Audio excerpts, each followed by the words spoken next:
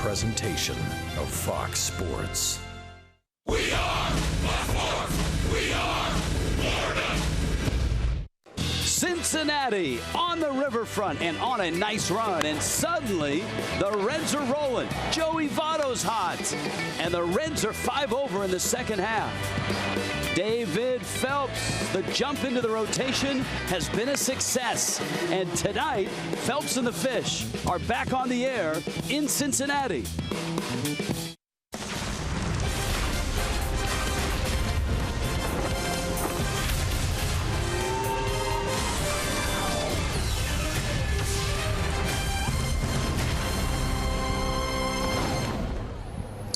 Great American Ballpark in Cincinnati, home for the Fish and the Reds for the next 4 nights. Rain this afternoon, a little bit of sun, and baseball to start on time in the Natty. Oh, those two guys can steal some bases. Billy Hamilton's leading the National League. You can't come to Cincinnati without Rosie Red, can you? Hi, everybody. Rich Waltz along with Preston Wilson. For the Marlins, it's day 2 without Giancarlo Stanton. Now, day 1 was a ringing win yesterday, an emotional win yesterday against the White Sox. So I guess the question is, Preston, how do the Marlins make do without him? They have to get contributions from everybody, all the way down to the guys on the bench. You got Ozuna. He's got to have a good second half. Yelich, he's got to keep doing what he's doing. The main thing, though, is they have to find a way to score runs without the ability to hit the ball out of the ballpark as often as you can with Giancarlo in the lineup. All right, this the play, of course, on Saturday night against the White Sox. Marlins lineup now. So Don Mattingly puts pen to paper to bring in the lineup. There's no Stanton in the cleanup spot, and all of a sudden Ichiro is in right field. His lineup tonight, where do you see the strengths? Where do the Marlins have to be concerned? Well, one thing I think they can do is they can play aggressive baseball on the bases. Ichiro can run, D can run. So I think it has a potential to have them in situations where they can score runs without having to get 3 hits. So I think that's something they're going to do well. I think they're going to play defense well. You know, it's one of those lineups where they have all the weapons. They just got to find a way to push those runs across the plate because they're going to get hits. We'll see. This is going to be an interesting 4-game series against the Cincinnati Reds. The Marlins were terrific defensively last night. In fact, a great play to finish the ball game. Christian Yelich, Jeff Mathis. We will talk about it when we return to Cincinnati.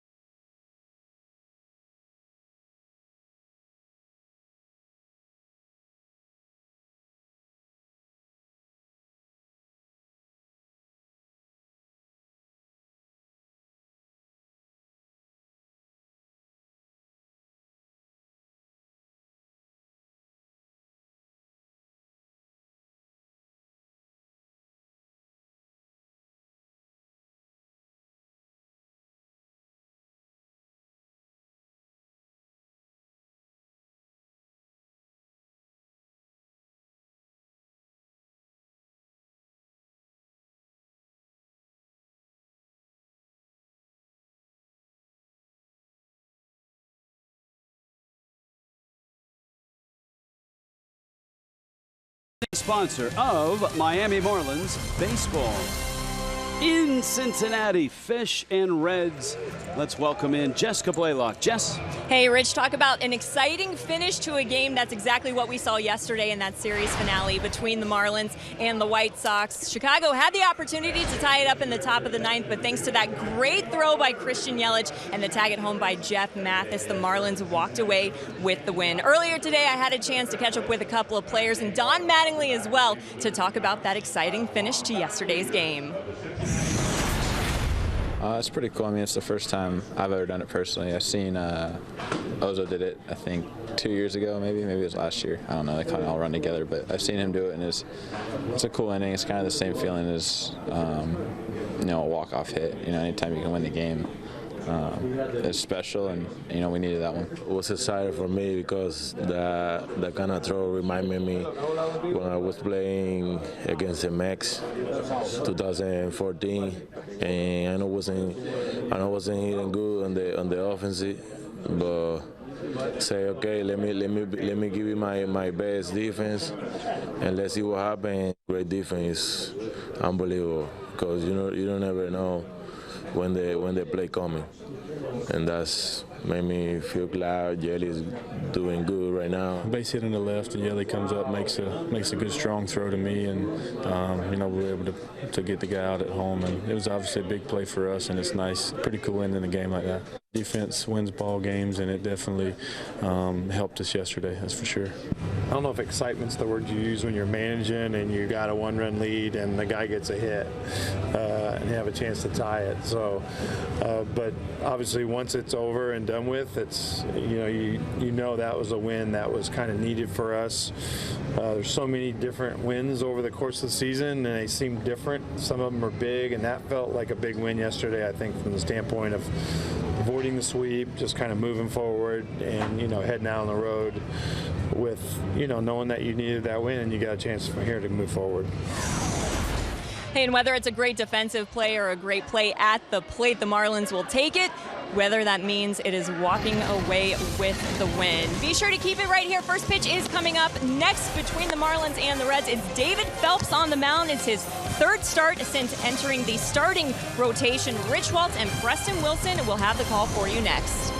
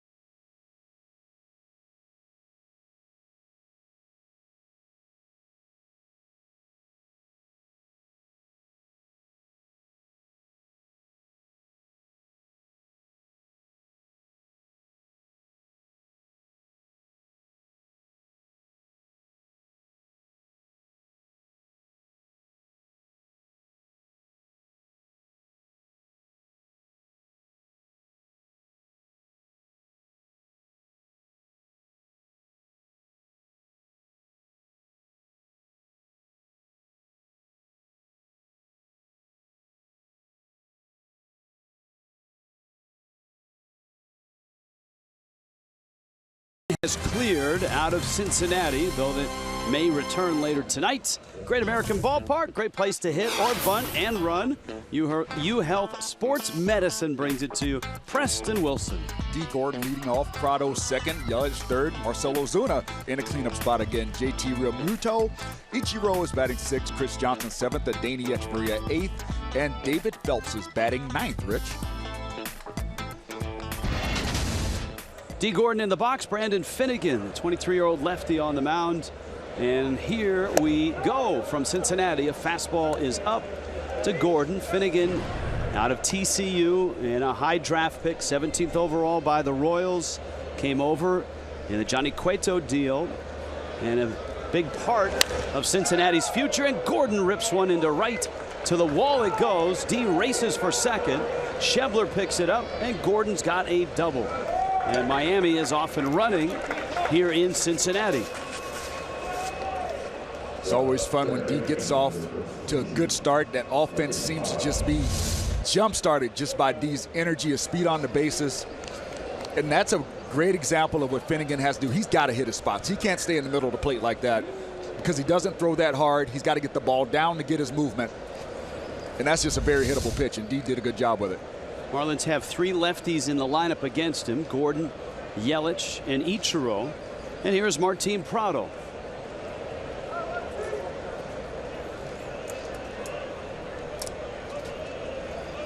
The obligatory check of Prado against lefties shows that he still leads the free world in batting average against left-handers. Prado checks in at .427. Ryan Braun is next up. Braun at .379. Prado with a key hit yesterday, an RBI single in the 7th in Miami's 5-4 win. And Finnegan's fastball tails away. Bill Welke, by the way, is behind home plate with DJ Rayburn, Larry Vanover, and Pat Hoberg. Part of the umpiring Welke brothers. Bill and Tim, right? That's right. Big Detroit Lion fans. Here's a 1-1 coming to Prado. And Martin swings in a foul tip. We've seen Prado, ever since he banged one off his foot a week ago, have to pull the ball a little more because it's tough putting weight on that left foot. But little by little, you can see him get back to ball to center, ball to right center. And his RBI hit in the 7th was a line drive to right center yesterday. And with 2 strikes, Gordon at second. Prado trying to shoot that one the other way. It's hard to do, Preston, I would expect, for a right-handed bat when the pitcher knows you want to go that way. Yeah, and that's in this situation, you have to hope the pitcher makes a mistake for you to hit the ball the other way. You know, I've seen some guys just really try to delay the bat head. The ball can be inside, and they know how to keep that barrel back even though their hands come through and shoot the ball over towards the second baseman. You can see DeJesus creeping up towards Gordon. Finnegan takes a peek. And Prado takes down low, and the red shortstop, if you saw the little red hat running across your screen, that was DeJesus. He was at second base when that pitch was delivered.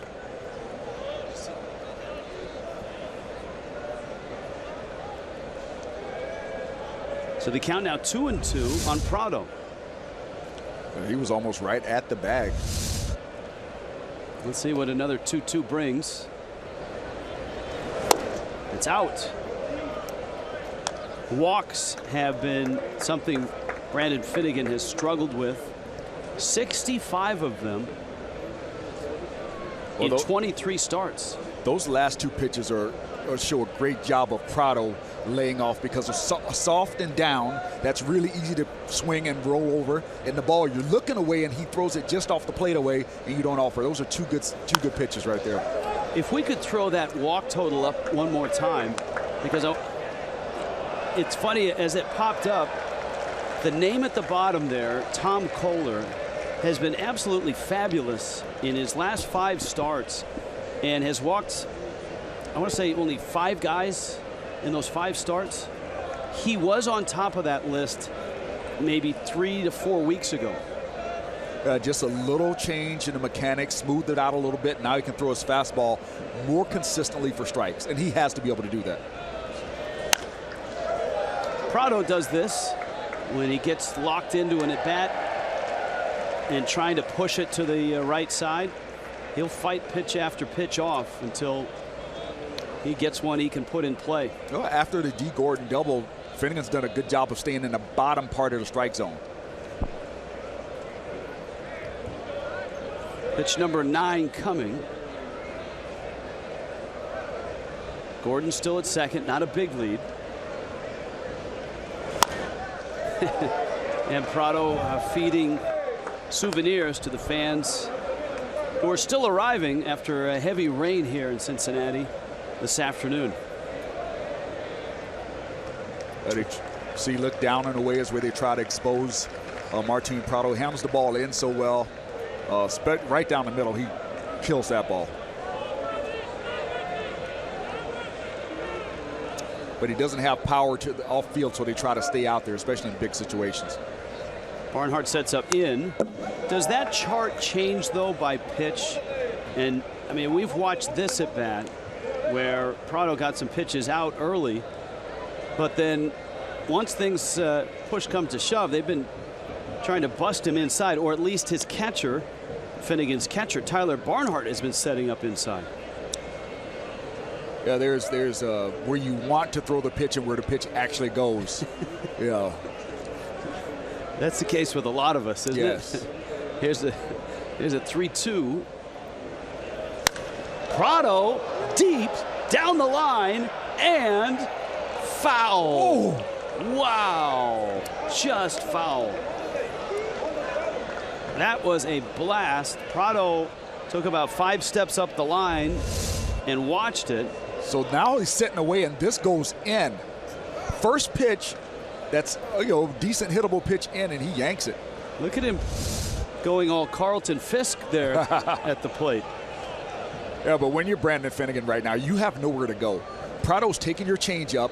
He's taking your fastball away. He's turned on your fastball in. You just got to hope Prado misses right here. 3-2. Line drive base hit. He shoots it down the right field line. Here comes Gordon to score. What an at-bat. What an absolutely beautiful at-bat by Martin Prado. Trying to get the run over for his team to get that runner to third base with less than 2 outs, and he ends up getting himself a knock after an incredible battle, fouling off pitch after pitch, and finally got something in the middle of the strike zone that he could handle. And Preston, the scissor kick is back. Did you see that back foot slide back before he shot it into right? Whenever he comes off that backside, yeah.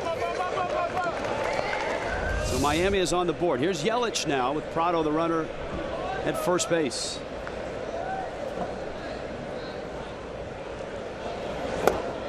And Yelich takes down low. Yelich 0 for 4 in yesterday's ball game against the White Sox.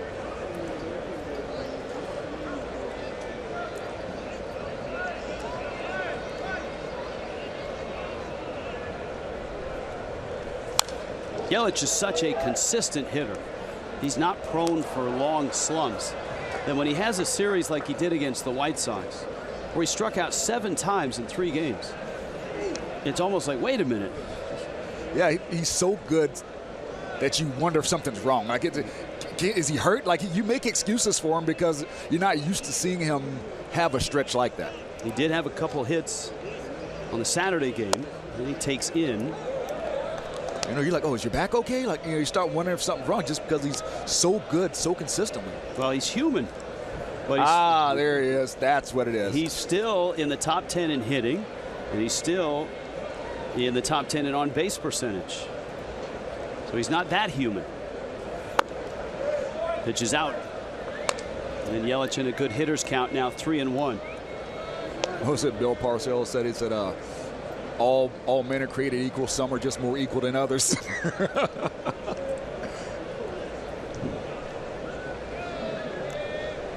think George Orwell said that as well. Little tapper to Votto, who spins, gets an out at second, and Yelich is well past first. So on a fielder's choice, the Reds get an out at second. Here's their defense, brought to you by Southwest. The All-Star Adam Duvall is out in left. speedy Billy Hamilton in center, and Scott Schebler in right. Eugenio Suarez and Joey Votto on the corners. Ivan De Jesus Jr. and Tony Renda up the middle. Tucker Barnhart is the catcher for Cincinnati.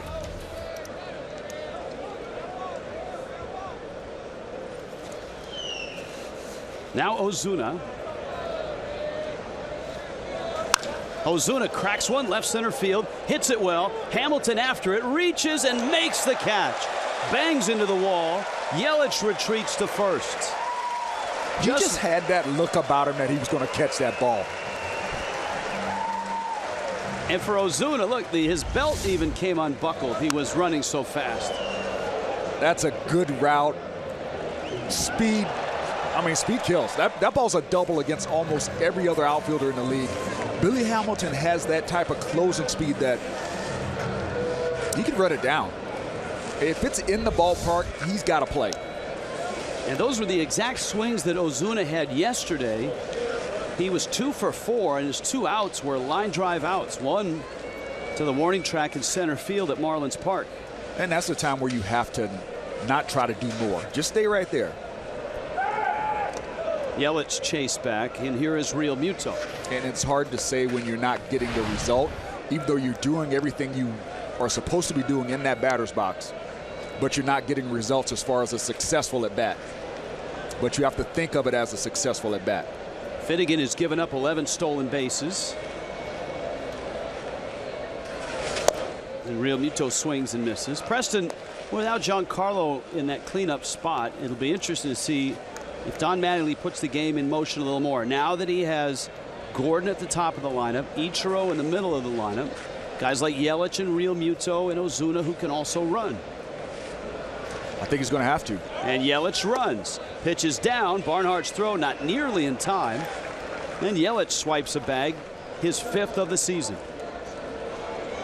And I guess maybe that's an answer to the question we posed. Well, I think throughout the Marlins organization, I think they want to be more aggressive on the base. That's a nice lead, nice jump by Yelich.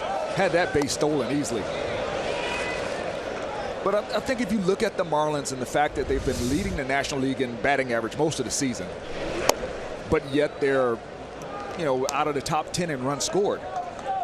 So that lets you know that maybe they need to try to find a way to be a little bit more creative. And I think maybe Don Mattingly has a better feel for his players now. And when you come over to a new organization, even though you've seen these players, you don't really know them as a manager. So now the confidence may be there to put on more hit and runs, more steals. 2-1, and Real Muto fouls it back to the screen. If you're just tuning in, D. Gordon opened with a double. Martin Prado scored him with a line drive single. Yelich forced Prado at second, swiped second, and that was after Ozuna lined out on a vicious drive out to the Reds bullpen. It was hauled in by Billy Hamilton.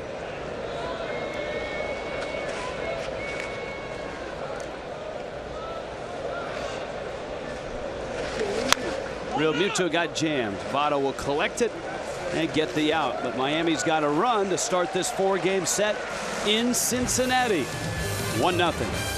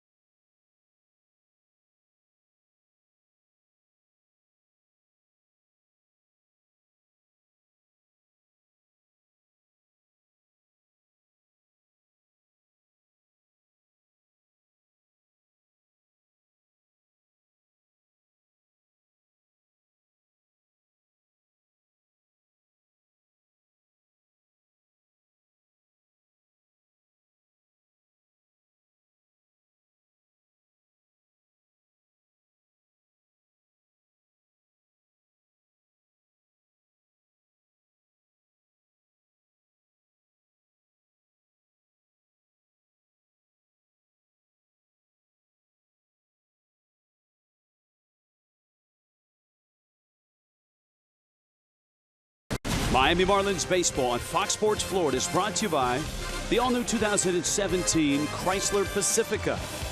By Southwest, transparency, low fares, nothing to hide. And by your local Toyota dealers, let's go places.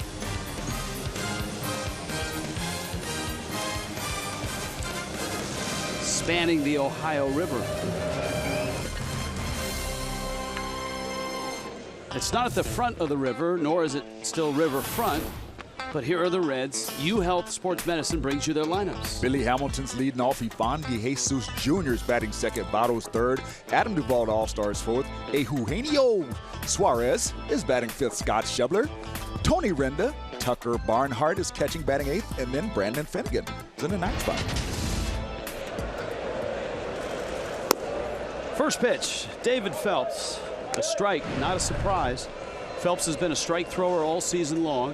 This just his third start after making 50 appearances in short relief out of Miami's bullpen, and Hamilton swings and misses there. And a good idea to keep Hamilton off base. 51 stolen bases. He's just got unbelievable speed.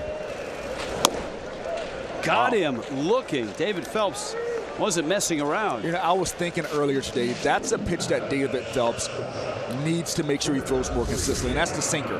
Because he goes with that cutter a lot. That moves into lefties or away from righties. But when you can get a hitter in that rocking chair where you don't know if the fastball is going to come in on you or go away, and you have a similar look in velocity, that's a really tough at bat. I know he really likes his cutter, and it's a really good cutter. But I think you need that balance of that sinker to go along with it to kind of keep those hitters honest. Here's DeJesus. And a strike. And of course, he's Ivan DeJesus Jr., son of the former major leaguer who played for a lot of teams. I remember his dad playing with the Phillies.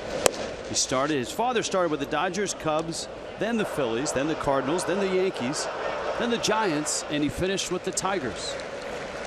Wasn't his dad nicknamed Pulpo? I think it was. Yeah, his nickname was Pulpo, which means the octopus.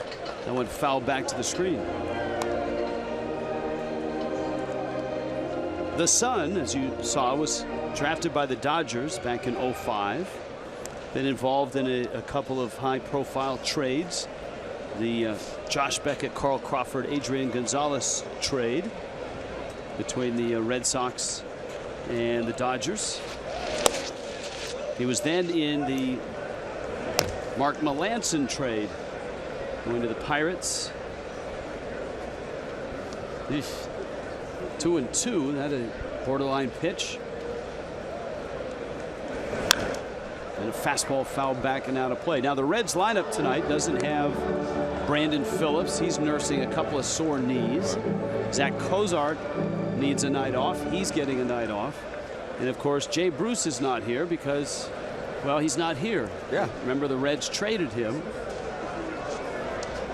Now patrolling the outfield at times for the Mets. Here's the 2-2. That fastball, 94 miles an hour. And Phelps has struck out the first two he's faced here. Miami's defense is brought to you by Southwest Airlines. Yelich, Ozuna, and Ichiro. Johnson and Prado on the corners. Echevarria and Gordon up the middle. And JT Realmuto behind the plates.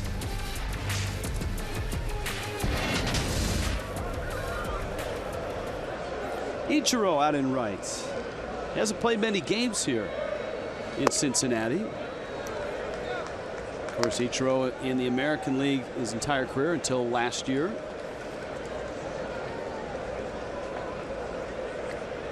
Joey Votto, not only the hottest Red, but maybe the hottest National Leaguer post All-Star break. All right, those are his season numbers. But since the All-Star break, he's hitting .463, .558 on base, slugging .726. And he's going to have to, because he's the guy in this lineup that's that veteran presence. He's got to be one of the big run producers now, especially since Jay Bruce is gone. I mean, look at those numbers. That's just staggering. .463. The Reds are 16-11 in the second half. Phelps tried to bring that back to the inside corner, and he just missed. Look how much Votto chokes up on the bat with 2 strikes, too. Brian Price, skipper of the Reds. I mean, he's up there. That's not just a little choke up. That's about a good 3 inches. Got a little Felix Millan in him right there. Felix Millan. I like that. Felix Millan used to choke up so much, I thought when he swung, he was going to hit himself in the navel. It's like, how do you have more bat under your hand than you do over it? Votto and Real Muto in discussion.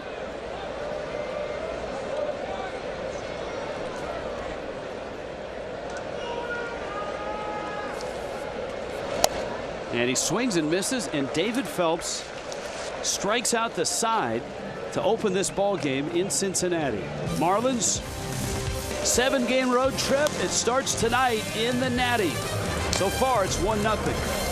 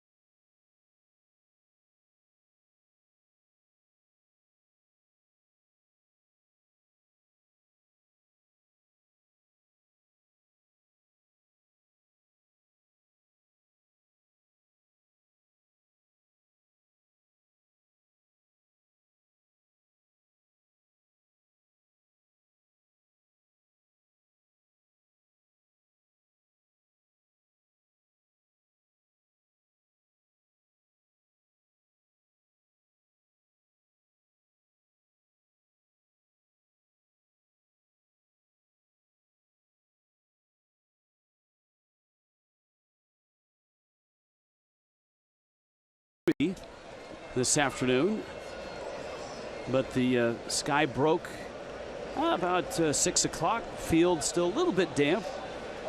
A 1-0 start for Miami. Here's Ichiro, and Ichiro sends the first pitch he sees out to left field. Duvall backs up and makes the catch. 1 pitch, 1 out for Brandon Finnegan. Finnegan, the lefty, out of Fort Worth. And Auto Nation brings you the scouting report. Well, fast-tracked. 2014 first-round pick of the Royals. Made his debut in September that same year. Texas proud. Went to Texas Christian, born in Fort Worth. In many roles, the last 3 games, he's 2-0 with a 1.5, only allowing 3 runs and 2 home runs in that stretch. Chris Johnson now. Johnson yesterday was 1 for 3. And lined out hard twice. And it would be a big boost for the Fish if his bat gets going. And I think that's the theme around the ball club. Certainly Don Mattingly echoed that in his pregame chat today, and that yes, there is no Giancarlo Stanton, but this is a good team and they're good players. And we discussed this earlier, Preston, and Barry Bonds was quite proud of this. The fact that the Marlins, when Stanton was struggling and at his very lowest point, the Marlins were still winning games. They were not sinking.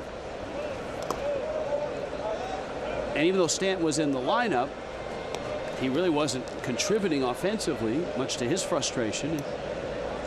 And if the Marlins can take anything out of that, is that they have enough to win.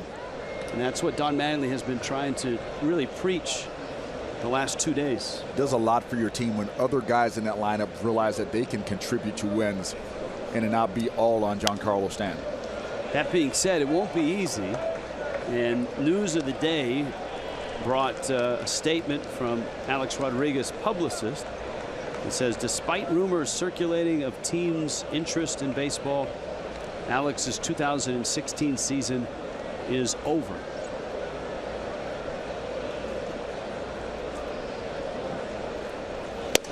Johnson swings at a high fastball. Finnegan touches 93. When he started that swing, you could tell he wasn't that confident in it. You know, like he kind of saw it a little late. Just look at it. It was just a funky looking swing. It's almost like you pulled a ripcord in the middle of it. Toyota brings you an inside look since 2010. Games with Stanton. Marlins winning percentage at .460, without at .428. But as I noted, some of those numbers this year, if you take this year's numbers like that, are a bit skewed because that month that Stanton struggled go in the with Stanton column, and the Marlins got wins right during that period. Here's Echeverria.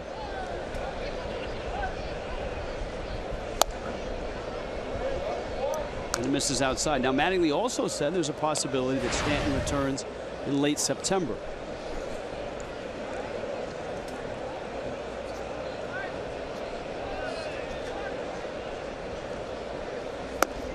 Echeverria takes down low, and the count's 3-0. You can definitely see that the command is not that sharp for Finnegan, but he does have good movement. You know, so I think he's a guy that can sometimes induce swings on the illusion of a strike. Echeverria walks. At the very least, it turns the lineup over for the third inning, because here's Phelps.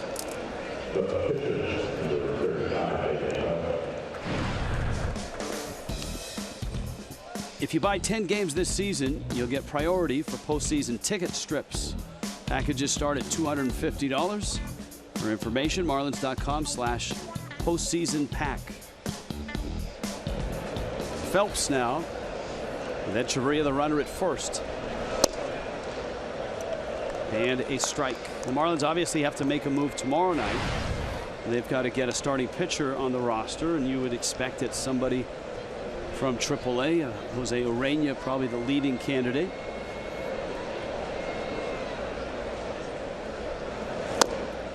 And it's disco night at the ballpark tomorrow night. Anthony DeSclafani, former Marlin.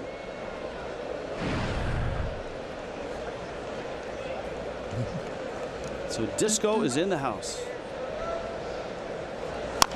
Breaking ball. Phelps pulls it foul, and it's 0-2. Rich, I will bring my platform heels and my afro wig if you were like a tie-dye leisure suit.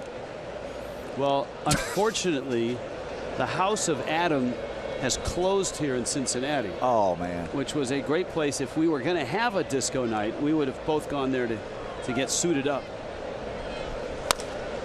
Phelps, a liner out to short. De Jesus has it, and the Marlins are done in the second. 1-0 start in Cincinnati.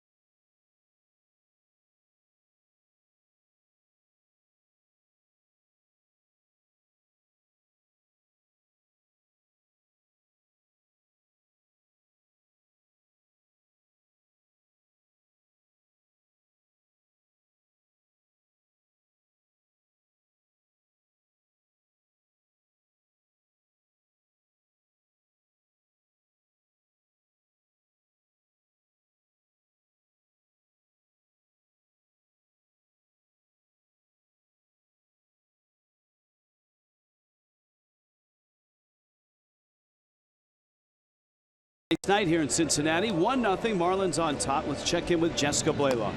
Hey, Rich, we know the Marlins will be without Giancarlo Stanton for at least the next 6 weeks as he deals with that groin injury. It's a big blow, but Don Mattingly knows that his team will be able to survive. We got a lot of good players here, and it's really an insult to the rest of them to think that, oh, we can't do anything without Giancarlo. And I think it's just not fair to the rest of this team. And I say that with all due respect, that we're a better club if Giancarlo's in there every day and swinging the bat. So I don't say that in a bad way, but this is a different club. And from day one, Don Mattingly has preached a team approach to offense. Guys, that does not change with the loss of Giancarlo Stanton. Well, you're right, Jessica, and especially as the ball club and the rest of baseball has hit mid-August, steaming towards September. The Marlins a half game back of the Cardinals. Cardinals all of a sudden rose up, beat the Cubs a couple times this weekend. And Miami, with a win here tonight, can make up that half game. The Cardinals not playing tonight. We'll keep an eye on some of the other games. As Adam Duvall. The team that concerns me the most in that whole mix is the Pirates. They've retooled their starting rotation. If they can get a decent month or two out of Andrew McCutchen. Duvall in the air, Yelich, and Ozuna. And it's Ozuna who makes the catch. You know, they were in the middle of the pack as far as ERA. But that was mostly that was Liriano, Nicasio, all those guys. Locke. Now they got a whole new rotation. Garrett Cole, Tyon. Those guys are good. They've made a lot of moves. Well, and Miami will get a look at them on Friday, Saturday, and Sunday at the end of this road trip. Eugenio Suarez in the 5 spot for the Reds.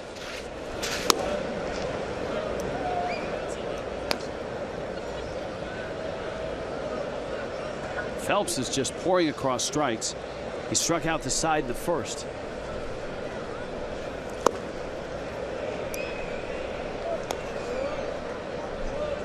I like the fact that he's using his fastball 2 different ways. One going into the righty, one going away from the righty. I mean, when you can do that and have decent control of it, you don't have to throw as many curveballs. You know, just making that hitter be in that rocking chair, leaning forward, you know, trying to get it off you.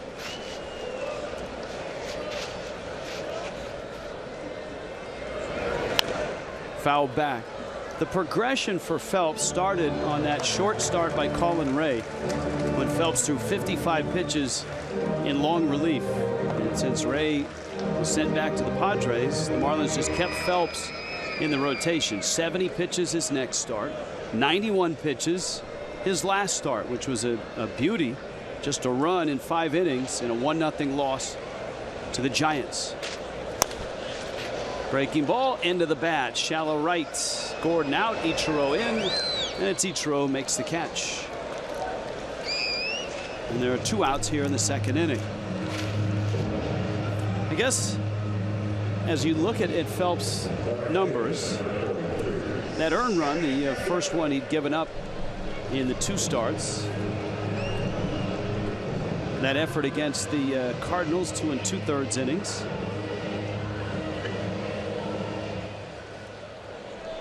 And of course, the Marlins tomorrow needing to plug the rotation. That one smacked to center by Schebler. Back goes Ozuna at the track, the wall, it's gone. Yeah, that had that sound. That had that nice click to it.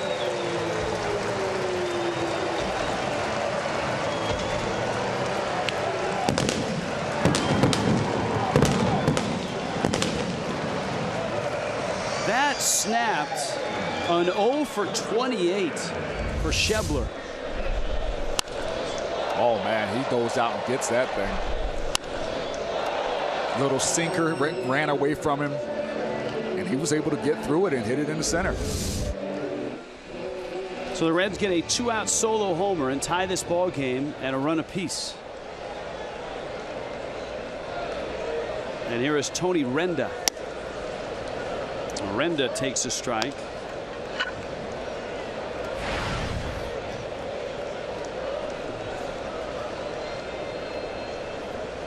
I guess now's a good time to talk about this ballpark and what a great place it is to hit, especially if you're a power hitter. The gaps aren't real big. It's 404 to center. It's only 325 and 328 down the lines. It's a small park. And the last time the Reds played here, it was a homerless game, which meant neither team homered. And the amazing thing is, there have only been 3 homerless games this year in this ballpark. That's why they call it the Great American Small Park.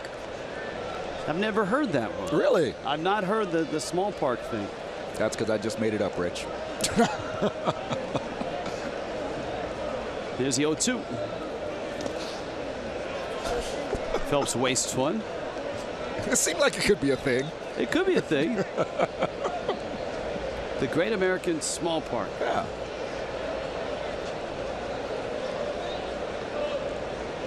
Somebody call my people, get that trademark. Wait a minute. You have people? Oh, I got people, Rich. There's a 1-2 to Renda. It's not like he broke his bat. Yelich approaches and makes the catch. Marlins got a run in the first. The Reds answer here in the bottom of the second. All tied up at 1.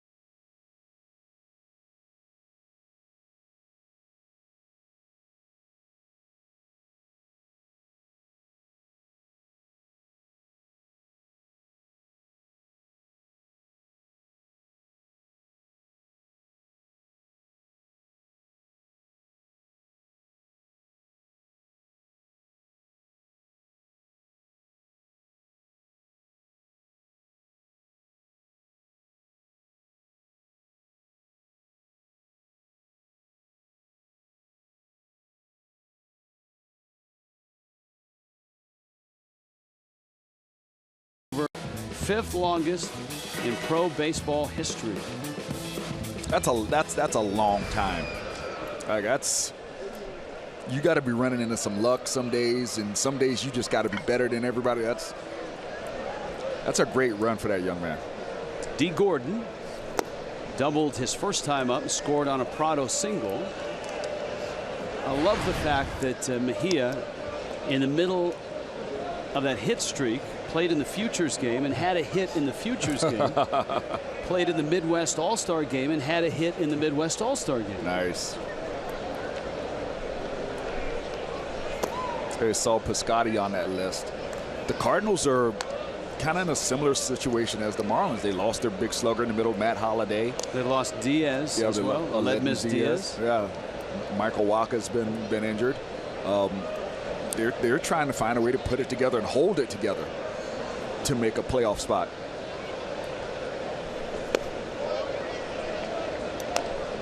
Everybody's got issues. Yes. It seems in the National League wild card race. That's why Pittsburgh is the team that scares me a little bit, because they're healthy and they've retooled their rotation. And those young guys are pitching really well. So they have fewer issues. Yes. To Jesus in the dirt. Votto digs it. And Gordon is out. And up comes Martin Prado. Even though we are in Cincinnati and it is the great American ballpark, we have to remind you that this copyrighted telecast is presented by the authority of the Marlins. May not be reproduced or retransmitted in any form. Account's descriptions of the game may not be disseminated without the express written consent of the Marlins.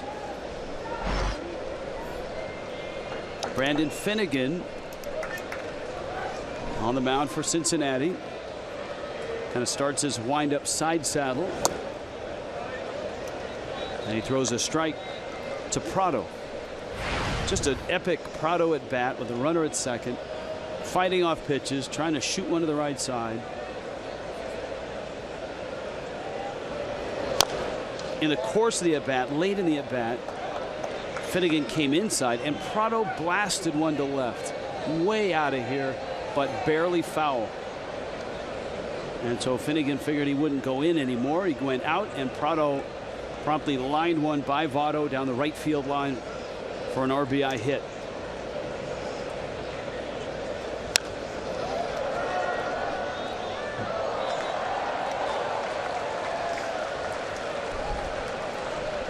It's always interesting as you've got, what, 6 weeks essentially left of the season. People look at schedules and say, well, this team's schedule is easy. This team's schedule is hard, and they base it on what's the record of the team on the season. And if you look at the Reds record, you would say, oh, the Reds are 20 under. This should be easy. But if you look at the Reds after the All-Star break, they're one of baseball's best. They are 16-11. You almost, I think, have to really look at teams where they've been and how they've played lately. Not how did they play in April and May and June and early July. I've always said you don't play the record, you play the team. So you got to make sure you understand what's going on with that team recently.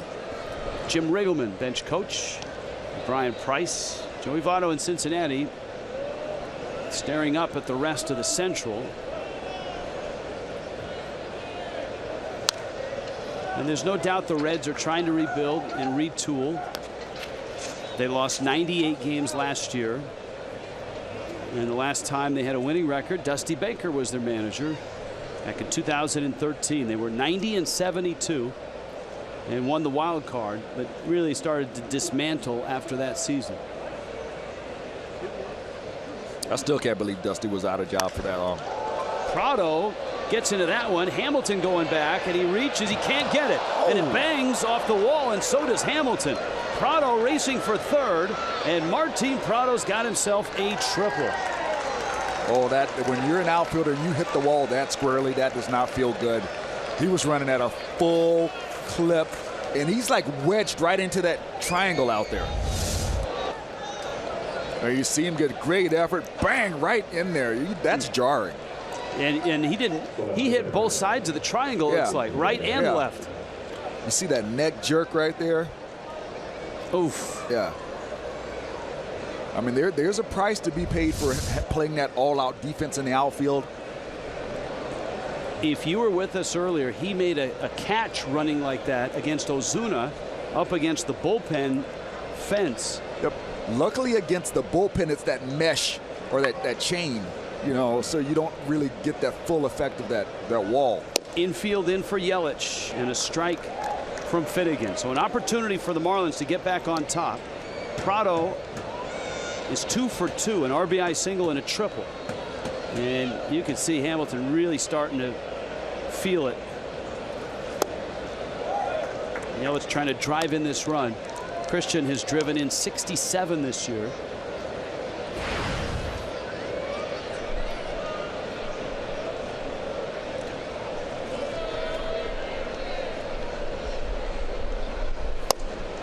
Finnegan in.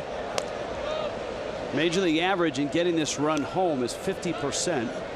Yelich has done it 17 of 31 times. But Yelich is trying to find something up in his zone right now. It doesn't matter where it is. It's just got to be in the upper part of the strike zone. The last thing you want to do is hit that weak ground ball and don't get this run in.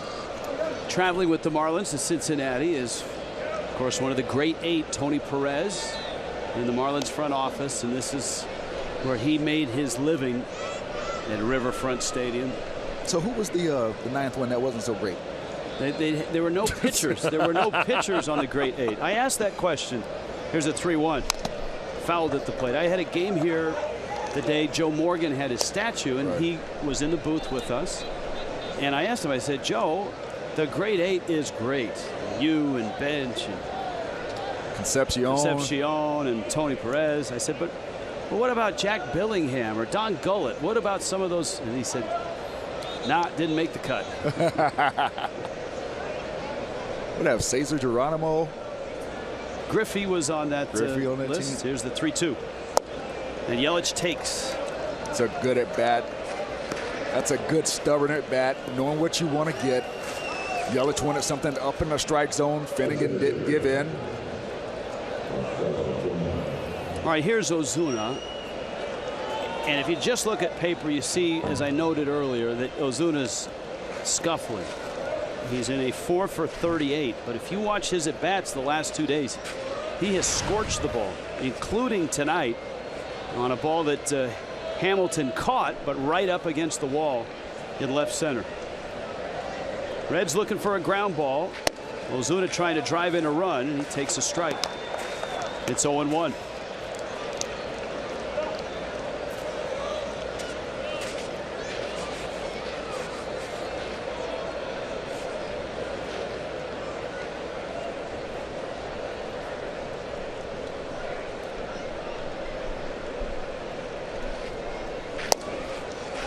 Finnegan misses away.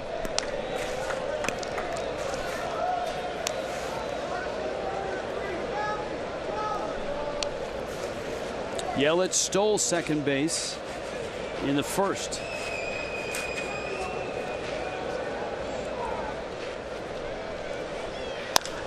Slowly hit towards short to Jesus Torrenda, and his turn is in time. And Ozuna is erased. And the Marlins come up empty despite the Prado triple.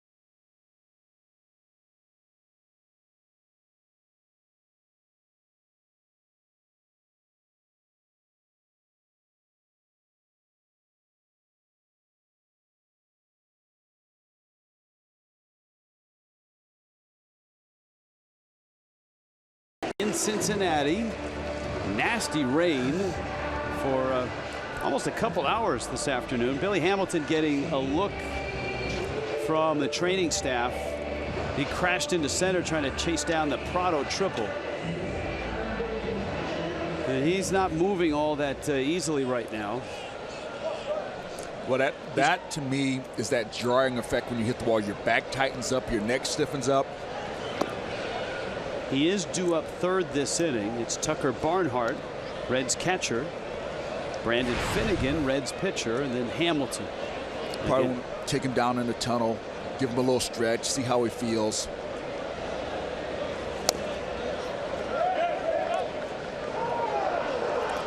See if the team chiropractor is on call.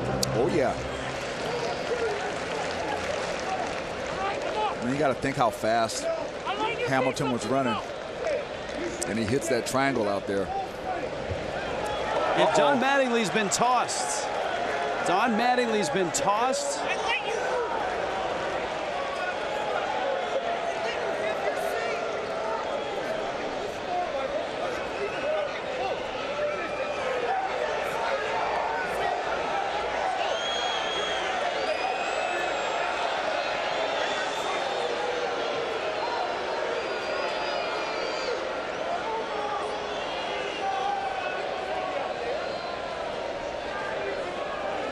Well, obviously they weren't happy with the check swing call.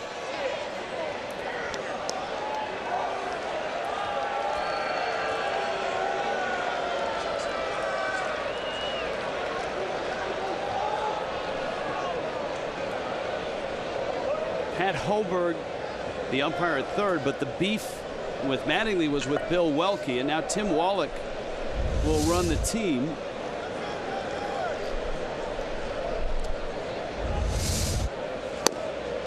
There's the swing, or I guess the lack thereof a swing, and I think angered the Marlins.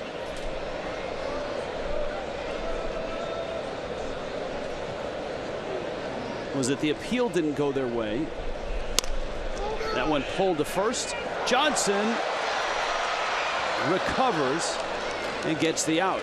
Let's go back and watch the sequence again. The pitch is out. There's the swing. There's the appeal. And the appeal is no. I don't know how much further you got to go. I know some people say, well, the wrist didn't break. Well, that's not a rule. There's no rule that if your wrist break that it's a swing. It's just they have to decide whether the bat went far enough to say that he actually meant to swing. That's one of those gray areas. Fastball misses up from Phelps. So Mattingly's been ejected. There's one out, and here's Finnegan, the Reds starter. Billy Hamilton has reemerged from the clubhouse. It's also have to note that Billy Hamilton had a concussion this year already.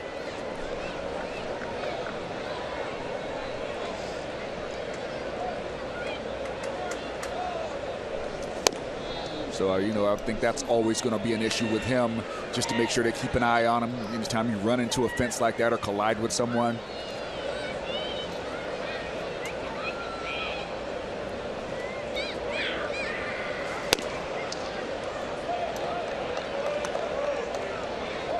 Phelps now with a count 3-1.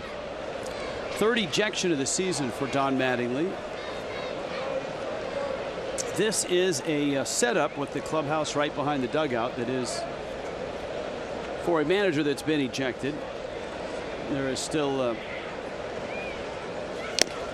I guess, a close enough proximity that if he wanted to send a message, a handwritten thank you note or something like that down to the dugout, he could do that. I think he should get Bobby Valentine to send him the fake mustache that he wore that time when Valentine got kicked out of the game. No. I don't think so. 3-2 pitch, and Phelps gets strikeout number 4. I'm gonna tell you what, I was laughing at what already was said, but I'm laughing at Finnegan right there because he's like cursing and screaming, like, dude, you're hitting 100. Like, you thought this was gonna be that bat you got it going.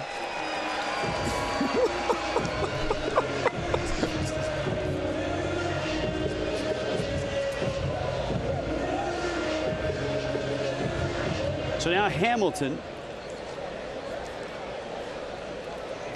who struck out in the first, and then Phelps bounces one up there. Now, obviously, the key to Billy Hamilton being an impact player in the big leagues is he's got to get on base. And post All-Star break, he's been able to do that. He's got 29 stolen bases since the All-Star break. His batting average at .324. And they count 2-0.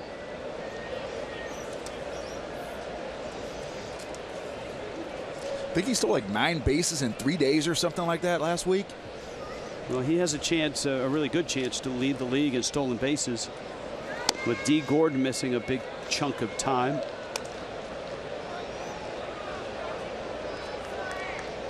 Hamilton last year missed a chunk of time, and Dee won last year. In fact, Gordon's won the last 2 stolen base titles, and Hamilton has finished second both years.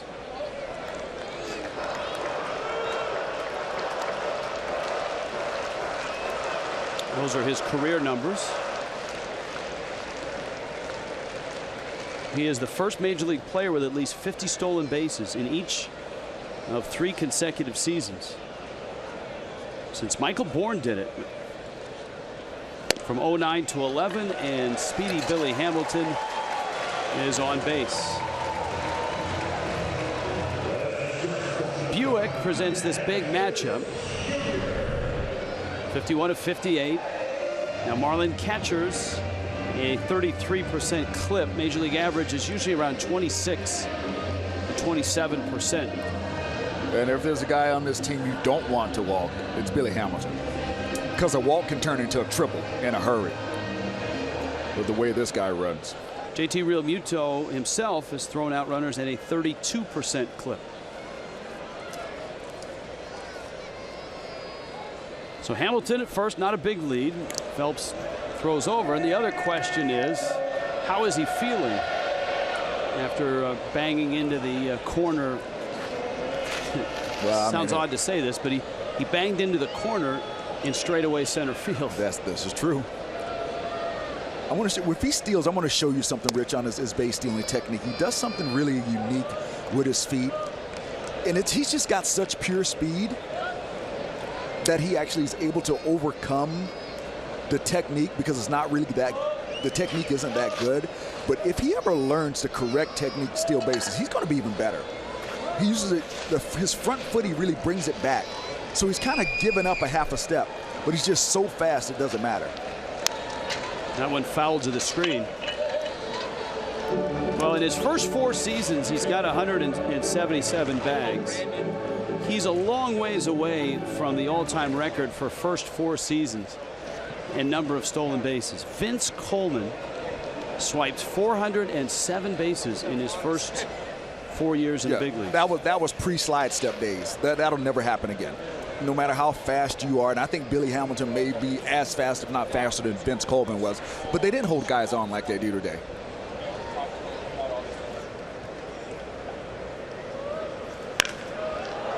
That one lined foul.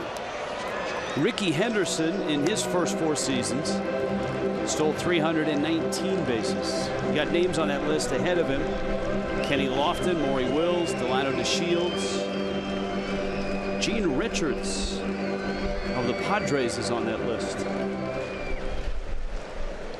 Fewest to 175 since 1913. Willie Wilson, man, he could run. Billy Hamilton, Ricky Henderson.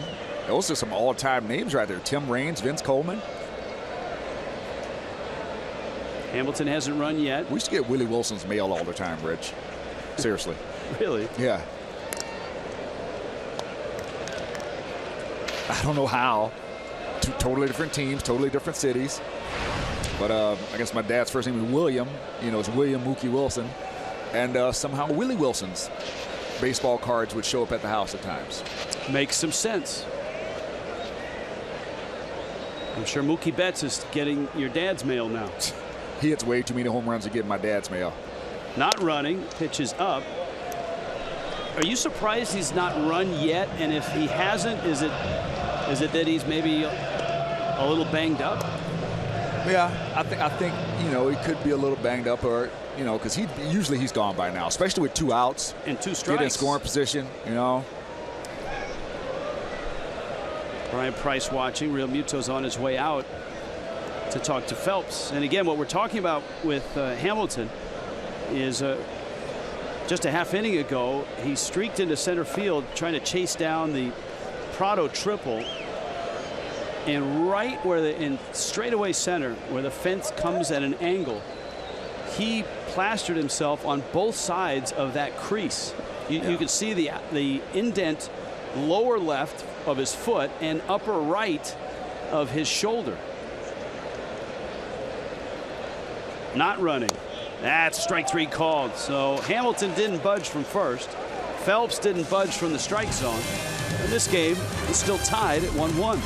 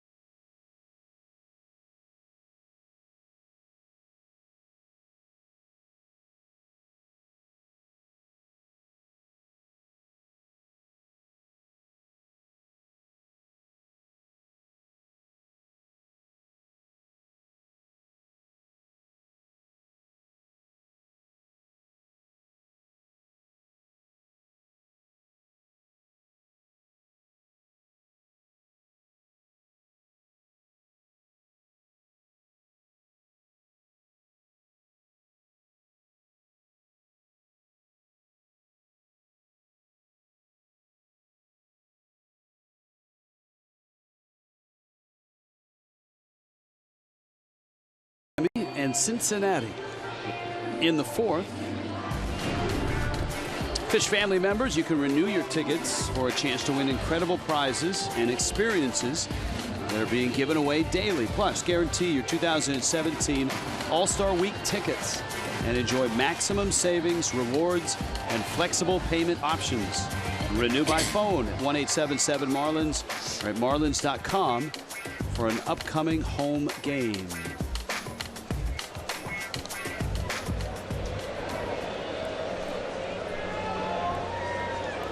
Brandon Finnegan gets JT Realmuto, Ichiro, and Chris Johnson.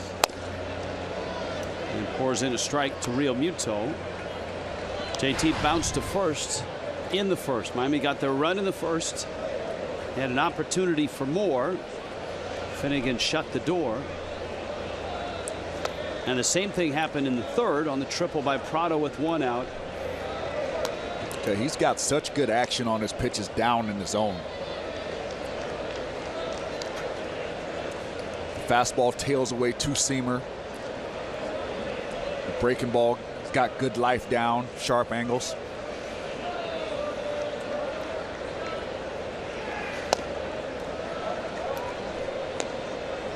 Well, the Reds rotation has been a work in progress for the last couple of years. And in fact, this year, the Reds have actually slid a couple starters into the bullpen to protect them from high pitch and inning totals this year. Realmuto lifts one on the infield.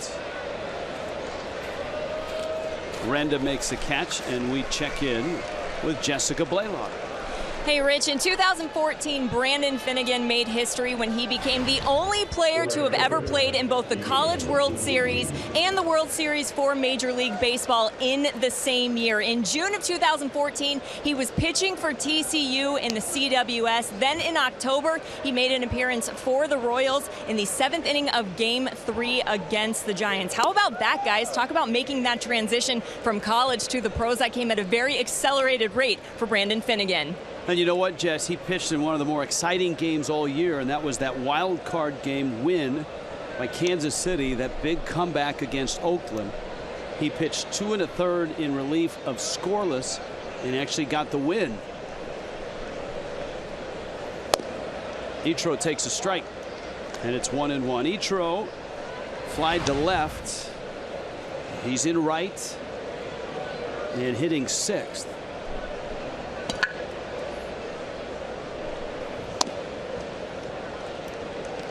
And a strike brought a bit of a grimace from Ichiro. Well, Finnegan's finding a way to stay around the strike zone. Ball in the dirt, and the count evens at 2-2. You can see the pitch that was called a strike, which was pitch number 3. Well, I did say around the strike zone. A lot of eyes will be on Ichiro, obviously, with Stanton being out, but Ichiro has played well as a starter. But he swings and misses at a 93-mile-an-hour fastball. Well, I think Ichiro believes he can be a starter. I think he would like the opportunity to play every day. He said he wants to play till he's 50, Rich. I mean, that's a lofty goal. We saw Julio Franco play a very long time. It was a limited role, but solid pinch hitting. Was in this with mid-40s, late 40s, or kind of don't know. It's true. Here now is Johnson. He struck out back in the 2nd. Well, the Marlins are certainly looking for help, whether internally or externally. That's in the corner, and it's deep, and it's gone. Chris Johnson sneaks one out of here to right field. That one went about 335 feet, and it just gets over the wall, and Miami has the lead again, and you can see the look on Finnegan's face. Chris Johnson, Oppo Taco. You can hear the click of the bat. The only question was, would it stay foul? Ball up in the zone, puts a really nice swing on that. Good balance all the way through that extension. And it's just a matter if it stays fair, because it's got the distance. And it snuck over there. Yeah, you were pretty confident about that distance. Yes, I was. That one's to right as well. Schebler is back at the wall, and he makes the catch. That's what this ballpark will do to you or do for you. And for the Marlins, it's a 2-1 lead.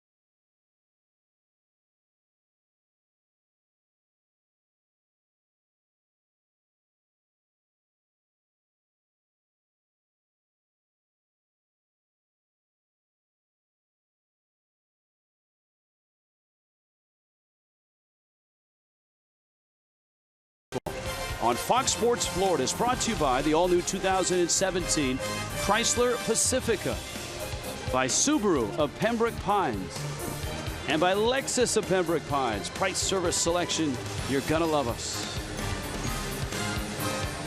On the banks of the Ohio sits the Great American Ballpark, and Chris Johnson with a mouthful of sunflower seeds. Goes back out to first base. He's even looking down that right field line just to see where that one landed. I got to see what he's got going on under that lid right there. He kind of got one of those like semi-mohawk deals where it's a lot thicker in the middle there. Got to see if we can catch Chris Johnson without a hat on tonight. Joey Votto for his second at bat. Johnson discussing things with DJ Rayburn, the umpire down at first. Votto struck out. He smokes that one to left. Yelich, and it skips by him. Picks it up. Votto around first, but he won't advance. The ball didn't get that far away, and it didn't look like Votto was running all that hard. Well, that's more than anything. That ball got up. That ball got far enough away for him to make it to second base. He just didn't really go that hard out of the box. And that's one of those where Yelly got caught in the middle. It was a chance to maybe dive for that ball or lay back and keep it in front of you, and he did neither. He got caught in between. So you could see the body attitude, like he wanted to go for it, and then he realized maybe it's too far, but by that time he was too close to the ball and couldn't body it up. Votto continues his hot hitting post All-Star break, and here's Duvall. And you obviously got to be careful with this guy, who has had the breakout season of all breakout seasons. An All-Star this year. He's popped 27 homers. He's not had a great second half.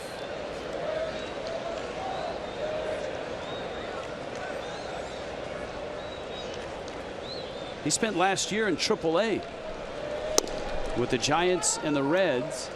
He had 30 homers in 125 games. Did get to the big leagues for 15 games with Cincinnati. Came to the Reds from the Giants in the Mike Leake trade. And for a guy that hit a lot of homers in the minor leagues, this is the perfect park for him. Oh, he squared that one up right off the shoe, looked like. Yeah, if you're a fly ball hitter in this ballpark, it's going to work to your advantage.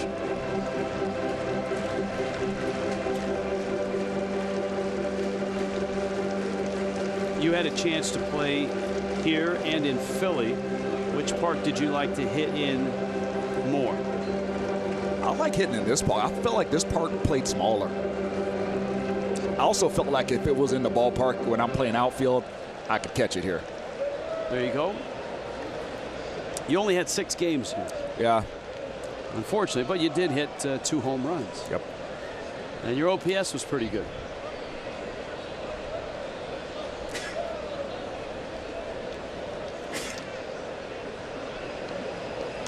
Votto will steal a base if you ignore him.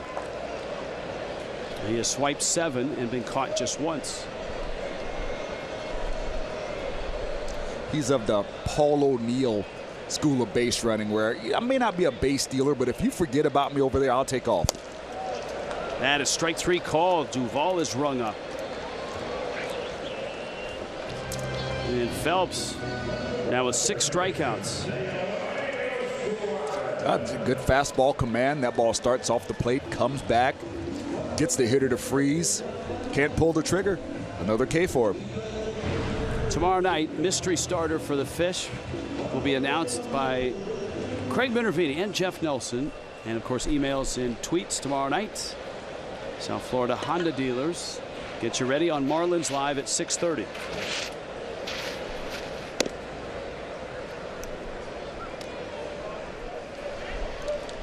Eugenio Suarez, Reds third baseman.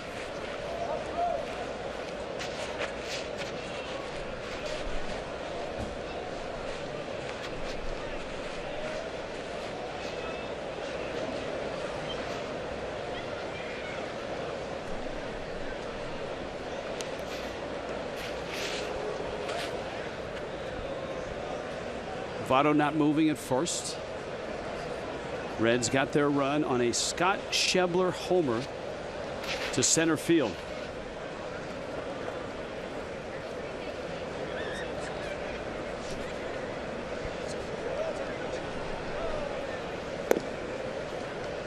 Breaking ball misses out from Phelps. Marlins gradually stretching Phelps out, 55 to 70 to 91. You would expect if the game dictates it, he could probably get into 100. Not much further than that, though. Well, he's not throwing too many curveballs or sliders, so there isn't that type of stress on the arm. So I think he might be one of the guys that's easier to get stretched out to those upper number pitches.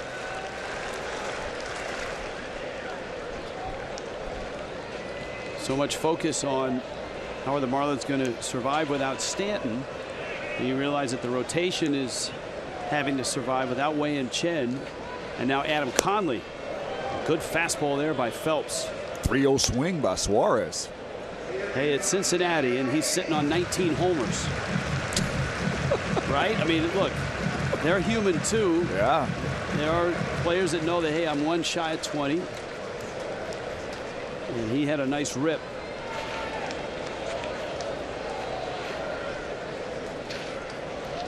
Votto, a real small lead. 3-1 pitch elevated and fouled back.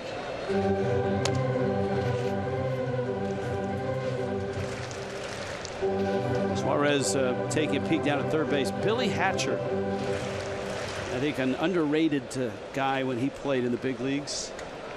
And a big part of that Reds World Championship. There he was. Lou Piniella always used to say this guy was one of his very most favorite guys to manage. Up the middle, Gordon's waiting. Echeverria's turning, and Phelps gets a double play to finish off the Reds in the fourth inning. In Cincinnati tonight, the opener of a four-gamer. Marlins and Reds, and the Fish are up by a run.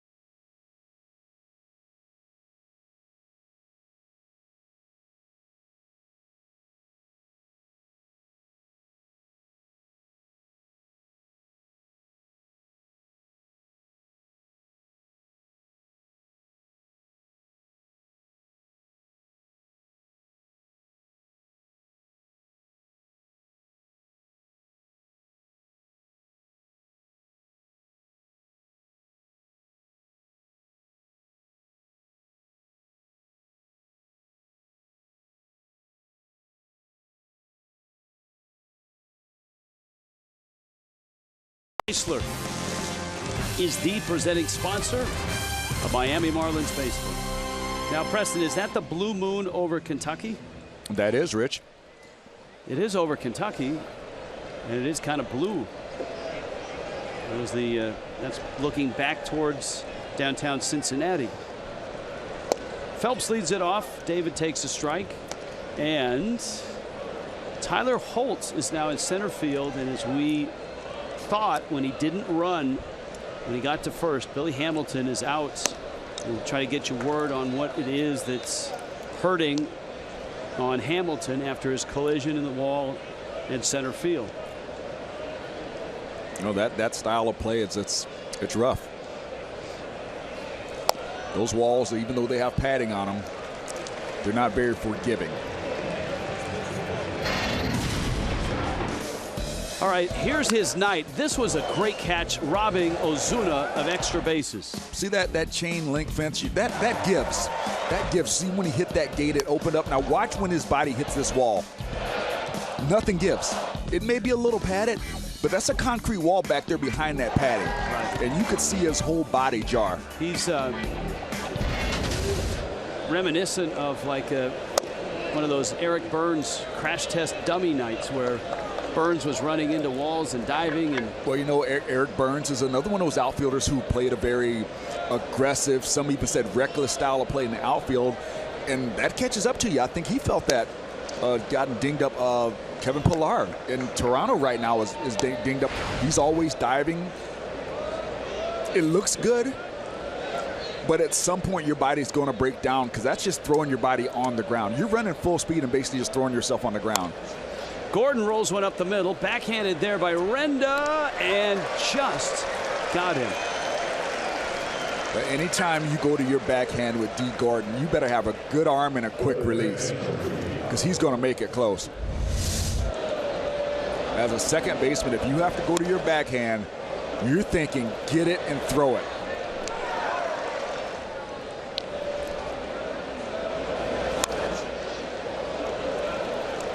I mean, that's a really good job stopping the momentum, turning, giving a good strong throw. Nicely done. So Brandon Finnegan has a couple outs here in the fifth, and here's Martin Prado on a typical Martin Prado night against a lefty. RBI single, a liner down the right field line in the first.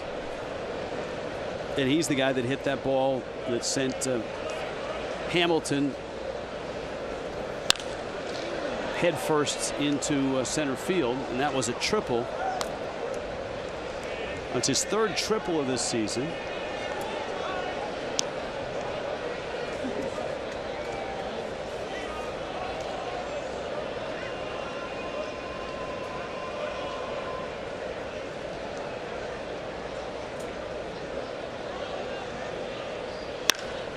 He's got another hit, and this one to right field. Tell you what, I mean, he's been so consistent from the very start. And I know people talk about batting average, balls in play, and the like, but when you watch the type of balls that he hits, a lot of line drives to center and right center. Well, he's made a conscious decision this year to not worry about power and just stay consistent with that approach. Yeah, and you know what? It really started near the end of last year, in late August, because he was really frustrated at Marlins Park especially. He said that he got into feeling he had to pull the ball to hit home runs, and he got so frustrated that he just said, just what you said, forget it. I'm going to stay short, I'm going to stay middle, and just hit line drives.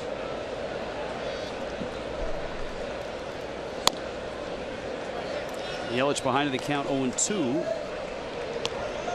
He has walked and bounced into a fielder's choice. Daniel Murphy continues to lead the National League in hitting at 348. And Prado at 326. That puts him fifth.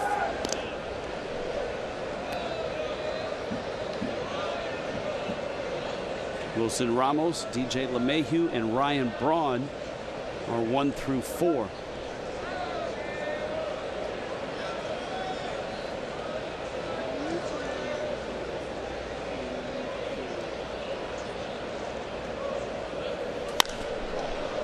High up into the clouds, and losing it is the shortstop DeJesus. Duvall makes the catch. DeJesus had his hands in the air looking for help. It's 2-1 Miami.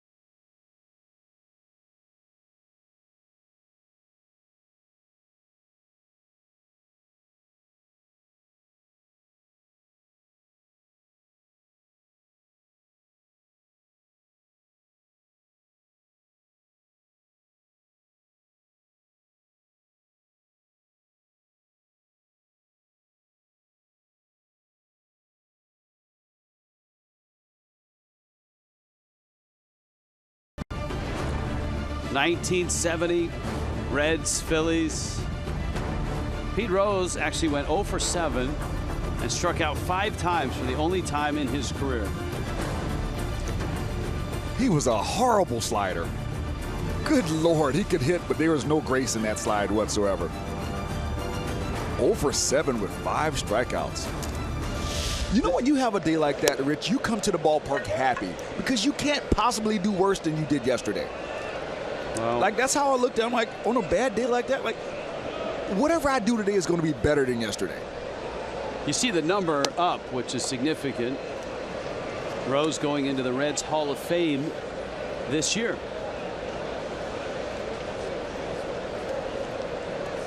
The same year that Ken Griffey Jr. goes into the Hall of Fame in Cooperstown.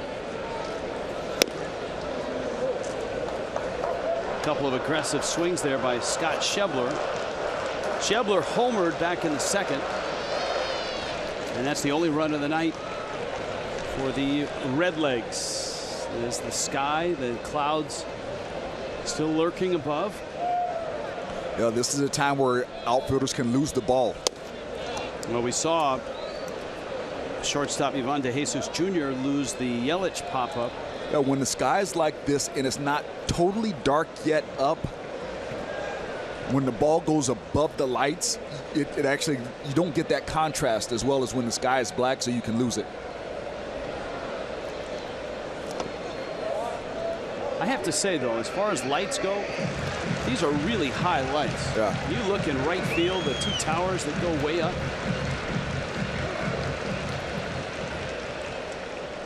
So you're really going to have to put it up there to get it over those lights, or above, as you pointed out.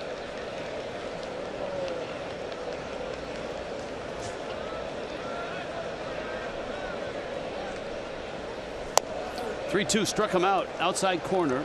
Schebler looks back after he started towards first, and David Phelps just keeps rolling up strikeouts. Well, this one registered at 90 miles an hour, and it looks like it may be a little cutter. Maybe you've got a little generous call there. Ball just a tad off the plate.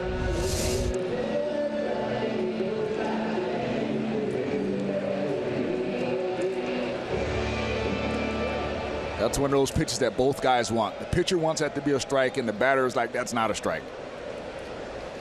Here's Renda now, and he swings and fouls it. David Phelps venturing into the 5th. That's as far as he got in his last start, and of course this is only his 3rd this year. He's at 67 pitches here. He had 91 pitches in 5 innings against the Giants and pitched really well against the Giants. Gave up just a run. Unfortunately, the Marlins didn't win and didn't score a run. They lost 1-0. As you see, or you saw, Tim Wallach in Miami's dugout. Don Mattingly ejected early for arguing on a check swing, a Reds check swing. He was ejected by the home plate umpire Bill Welke.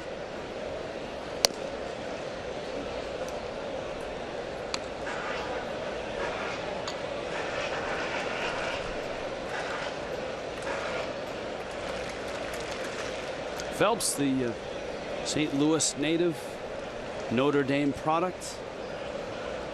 1-2. So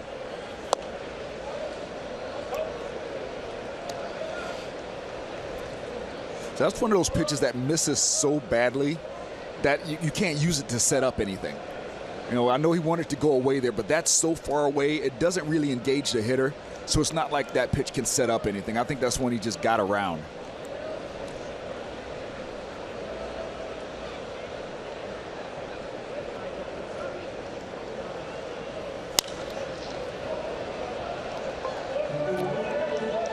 I'm seeing something I really like that Phelps is doing tonight. He'll throw that cutter away and then throwing that same line, throw the 2-seamer to come back on that first base side of the plate.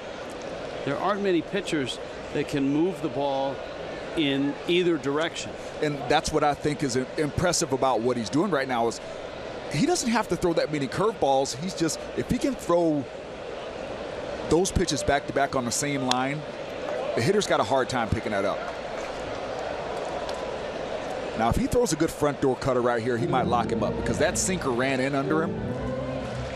If he throws that front door cutter right at that 6 ball, I mean, I prefer to be a little bit more down in the zone, but on that same line, you might get him to freeze on that front hip.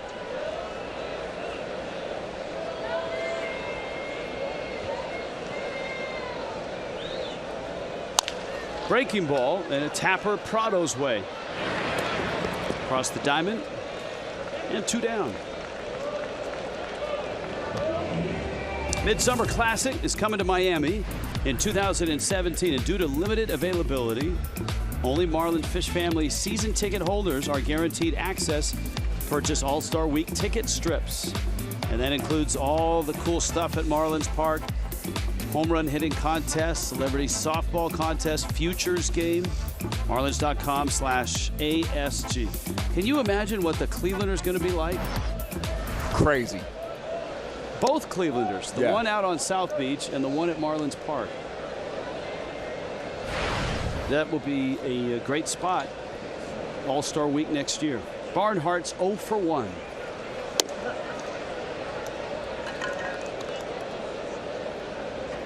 The Mets are in Phoenix and take on Arizona later tonight. Nationals just got underway against the Rockies. Cardinals do not play tonight, so the Marlins can make up that half game in the wild card chase if they can win here against the Reds. Ooh. 2-0 chase. Barnhart was definitely geared up for number 1 right there. He got way out there. But I will say this, if you get fooled 2-0, just swing through it. Don't try to feel for it and get the ball. Just if you get fooled, just turn that bat loose, swing it. Because you don't want to just put it in play weakly. Johnson dives, deflects it. Gordon's got it. Phelps can't hold it. And the runner is safe. Well, that touched 3 guys before it ended up in Real Muto's glove. And it's going to end up being an infield hit. Watch this play. There's 1, 2, 3. And I like to see Ichiro coming in that line behind that ball as well. You know, see Ichiro kept moving out there in the outfield.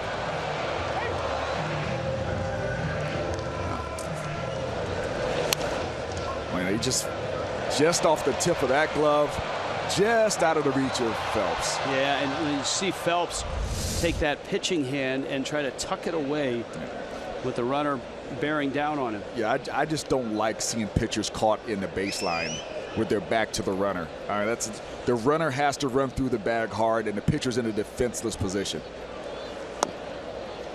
Red starting pitcher Brandon Finnegan, his second at bat. He struck out in his first. And he was upset.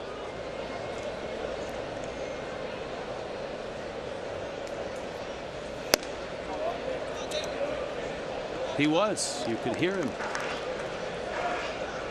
I mean, let's be honest. Some pitchers take their offense very seriously.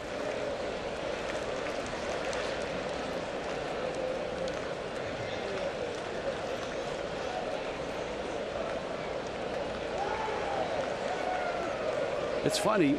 Here's the 2-0. Boy, he's swinging on a 2-0 pitch. It's funny because pitchers say when they strike out, and he struck out and he was furious. We apologize for his choice of words when he did. But if you get a position player out there who pitches and he gives up a 2-run homer, he kind of smiles, right? Yeah.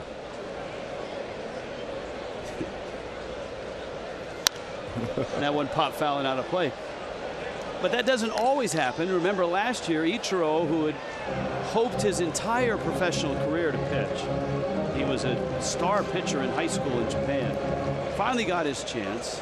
He got knocked around a little bit in Philadelphia. And after the game, he said he was surprised at how easily they hit his fastball. Yeah, Ichiro. I mean, high school's a long time ago, dog. Here's a 2-2. I was a pitcher in high school. Everybody was a pitcher in high school. But yeah, he was quite baffled that they handled his fastball that well.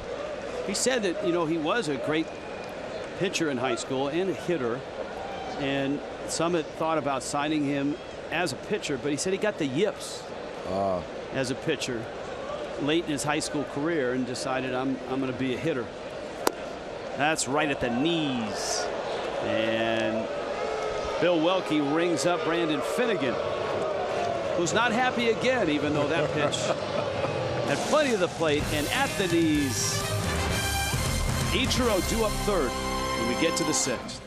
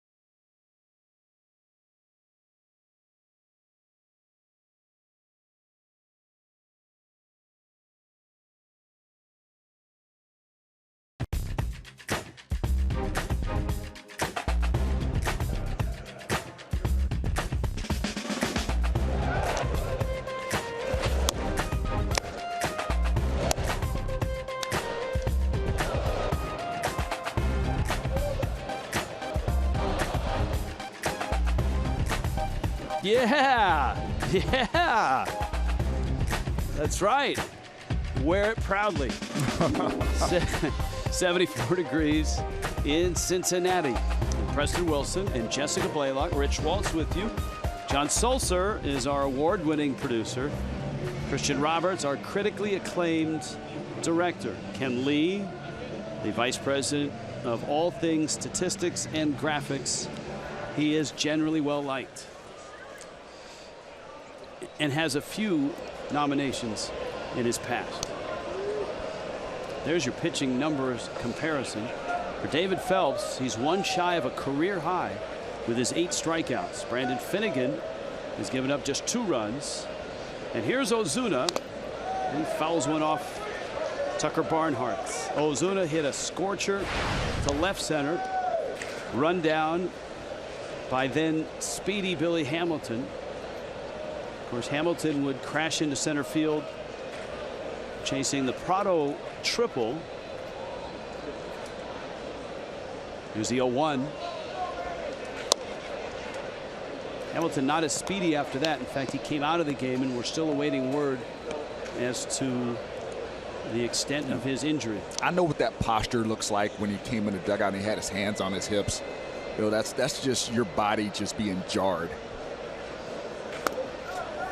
Ozuna takes down Marcel, trying to build upon yesterday on a 2-for-4 day, and his 2 outs were hard line drives.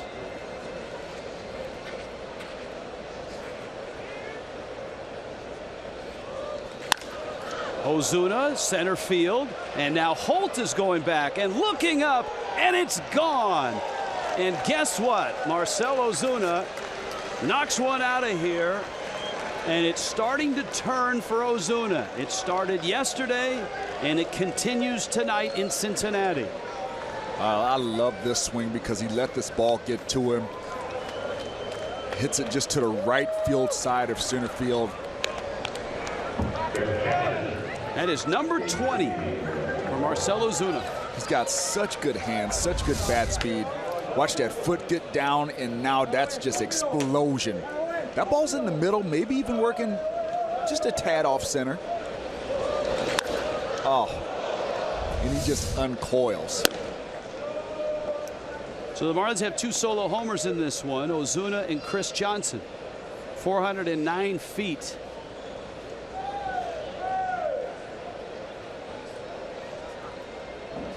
His 10th homer against a lefty.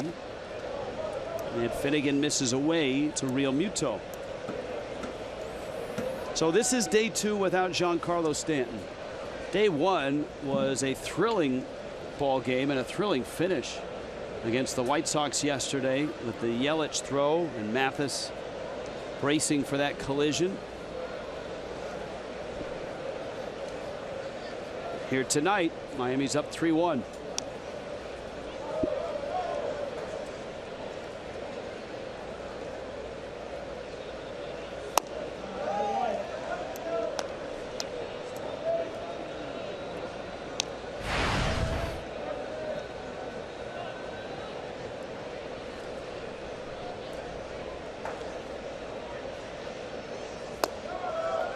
Pitches down low. Now you saw the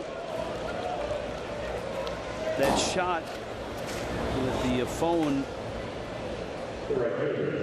Remember, it is Tim Wallach who is getting some help from Brian Schneider right now. Nice to have a guy that's a manager in waiting in Schneider. And you saw they called the bullpen, and the Marlins pen is in action right now. Brian Ellington getting up. The Reds have their bullpen moving.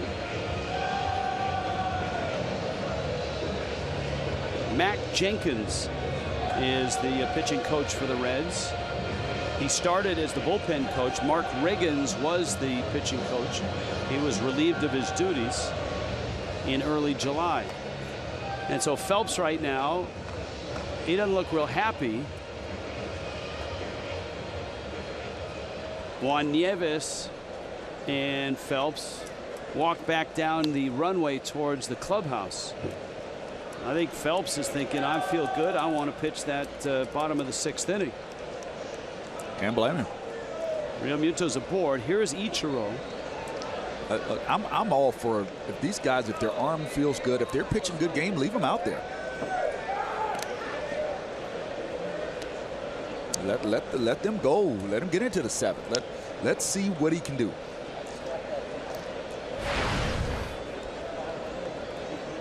Now, I realize every team has different philosophies, but I've seen a lot of games this year where guys are pitching 109, 115 pitches, and it's not the end of the world.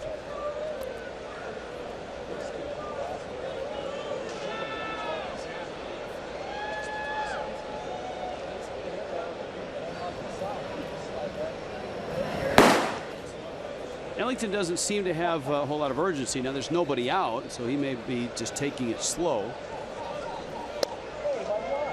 Ichiro backed up on that one. Phelps' spot in the order. You've got Ichiro here 6th. So 3 hitters after that, Phelps is due up.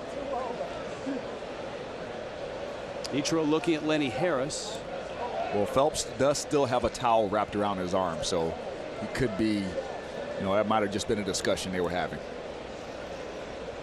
A lot may depend on how this half inning. Runner goes, hit and run. Ichiro lines it to center. And it's caught there by Holt.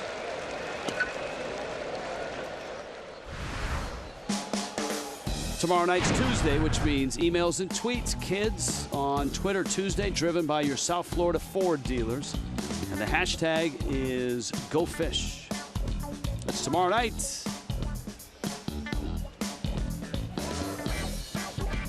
Just make sure it's not bark in the park day to day tomorrow, Rich. Phelps still had that towel on. And it looks like he's headed over to the bat rack.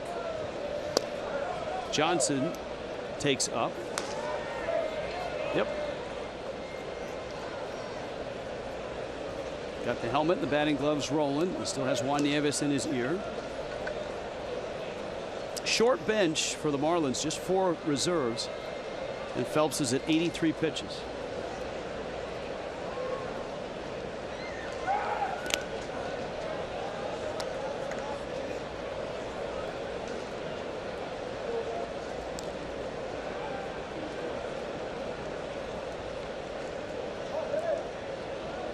Nice shot to right with the homer last time for Johnson.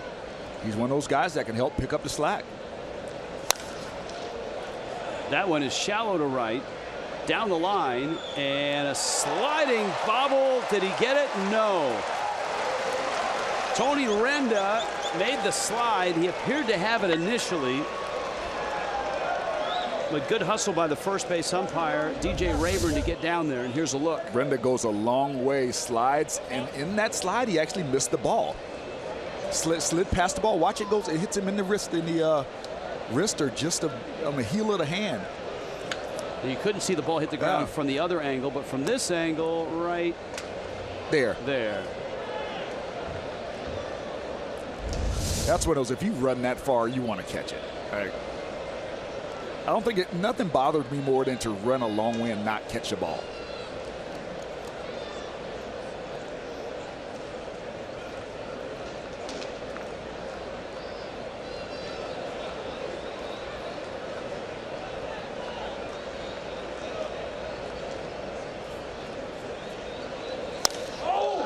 Johnson to center field.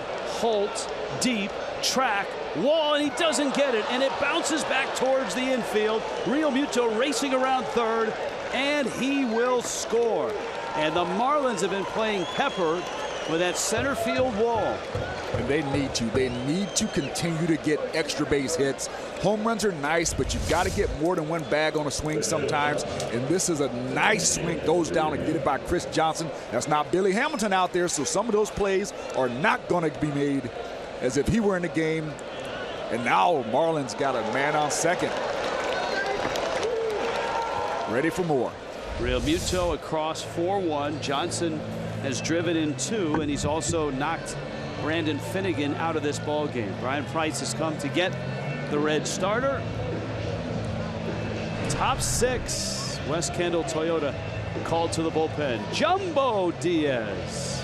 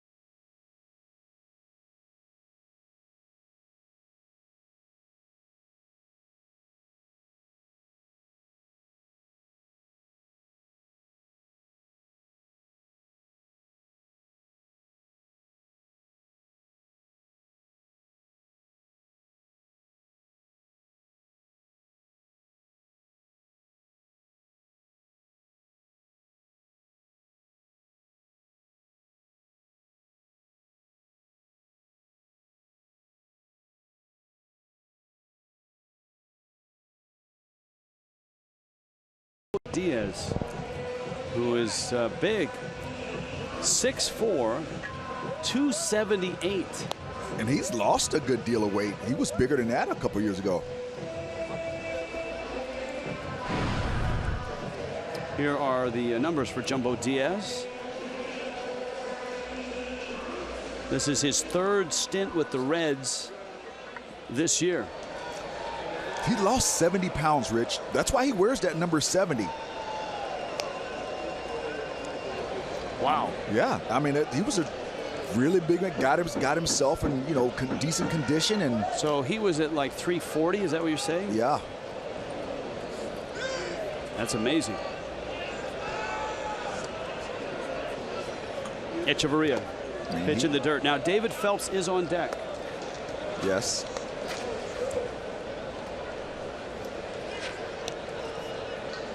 And I would love to see him get the at bat, and then go right back out on the mound and pitch after this inning.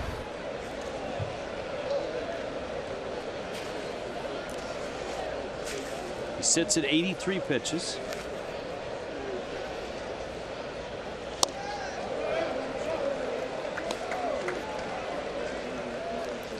At some point, you know, look, September 1 is coming. So once September 1 hits, it's irrelevant. You can have as many pitchers and as many bench guys as you want. Which I think needs to be revisited, but that's another story. I'm with you on that. But the Marlins have been going with a short bench and an extra bullpen arm for a while now. And so the question is, Robert Andino is up with Stanton on the disabled list, but do the Marlins add a bat? I mean, say they want an extra outfielder up here. Do they go to a 7-man bullpen up the middle, backhanded by Renda? That's close. And Echeverria is out. Johnson ends up at third base, and here comes Phelps. Edge got out of the box pretty well, kind of reaching for that swing. Now that you know the roles here with the change in managers, Brian Schneider now is on the phone to the Marlins replay center, and Tim Wallach, of course, managing the team. That's the sign that no review.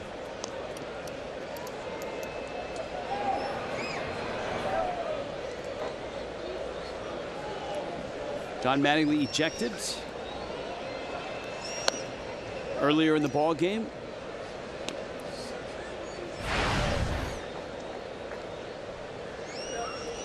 I'm sure pretty pleased with what he sees so far, but a long way to go here in Cincinnati.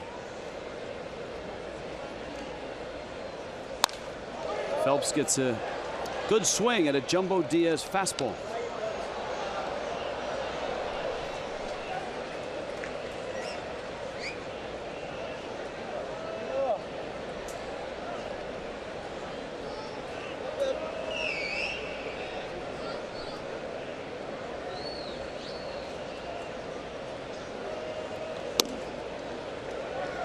And a strike there. 96 from Diaz.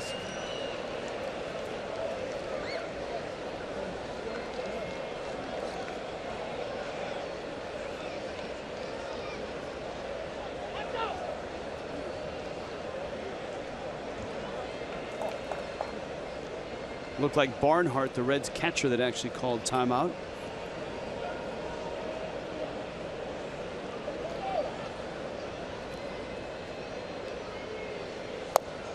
And a swing and a miss. Phelps strikes out, but Miami strikes for 2 more. A homer by Marcell Ozuna. RBI double. Chris Johnson. It's 4-1.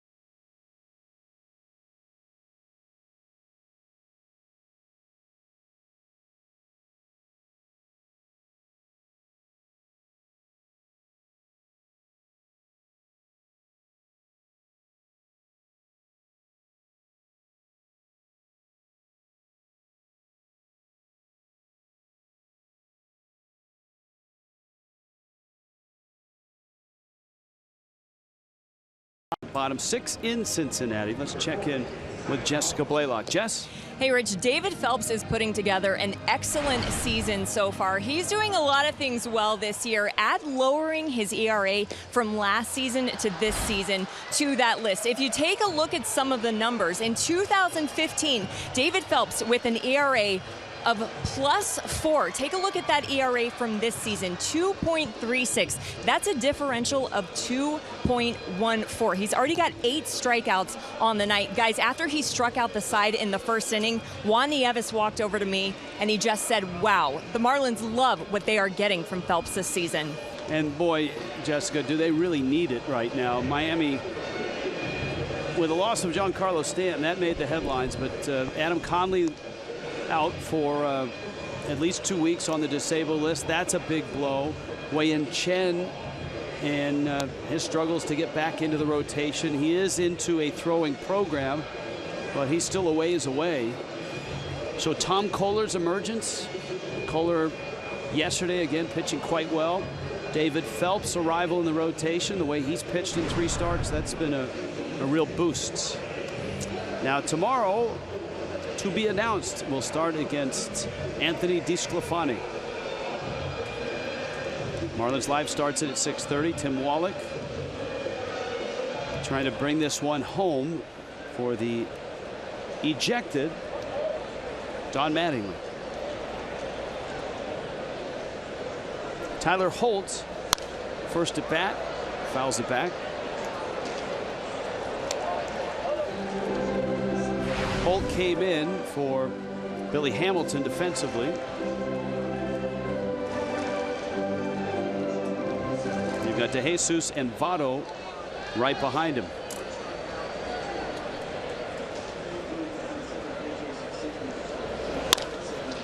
Bouncer to short. Echeverria around it and guns him out. And that brings up Ivan DeJesus. And so Phelps, every time, it's been a little bit more in the progression after the long relief appearance of 55 pitches. Next time 70 pitches.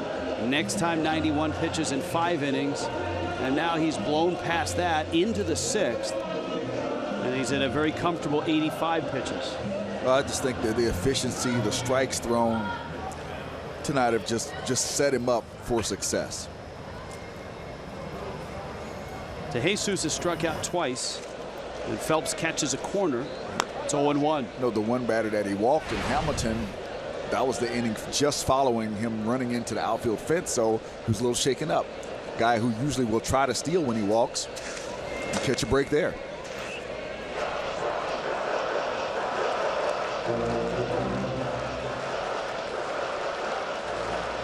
Eight strikeouts for Phelps, 1 shy of a career high. He did that as a Yankee back in 2013 against Toronto. I think the most exciting thing for him this year was the fact that his elbow and arm felt good. Stress fracture in the elbow, pitched with it, finally shut down last year in the second half of the season.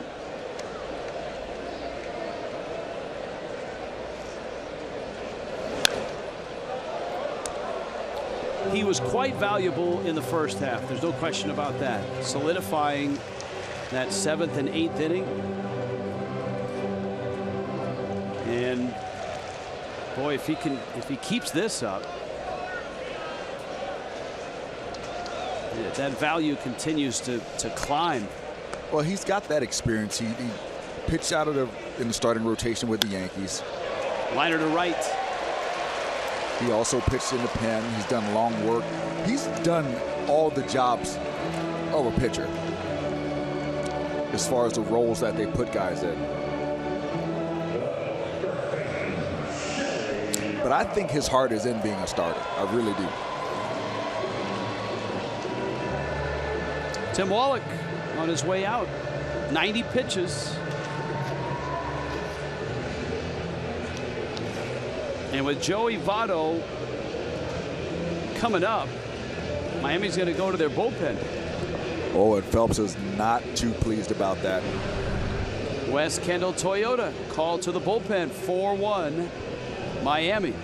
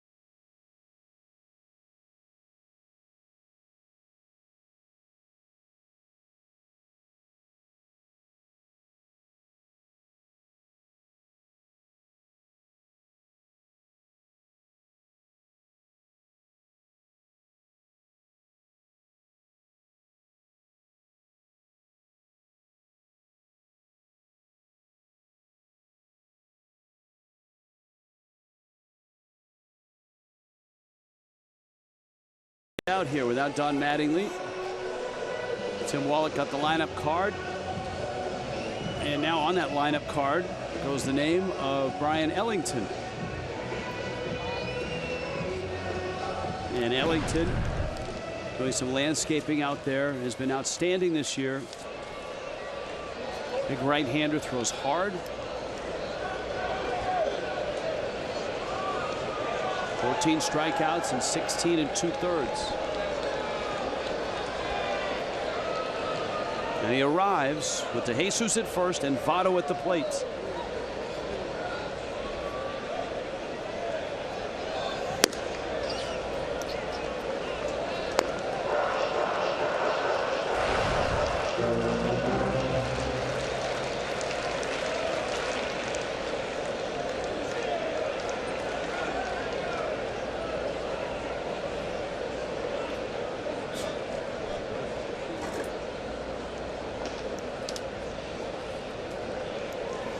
Brian Ellington just turned 26. Gainesville native.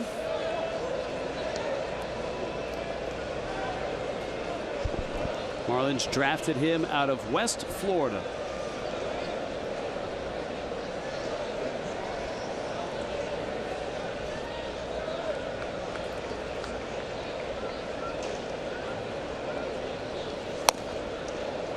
Ellington, one of those high school pitchers, highly sought after, and then had Tommy John surgery and missed his senior season at Oak Hall School in Gainesville.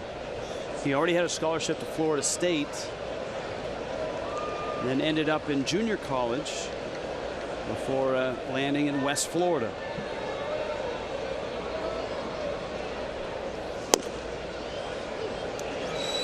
Well, velocity is not an issue.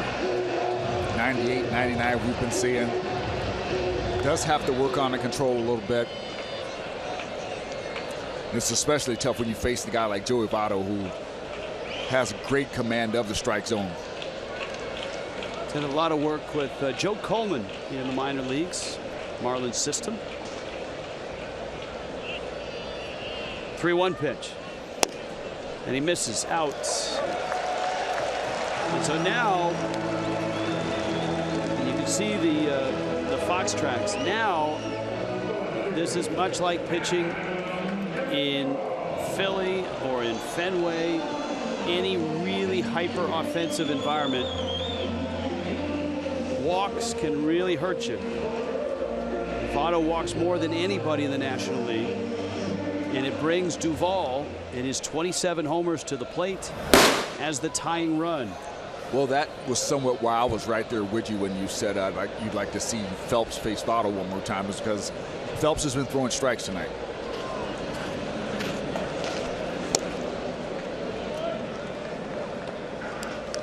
Well, Duvall's flied out and struck out. And Duvall is a little bit more of a free swinger than Votto.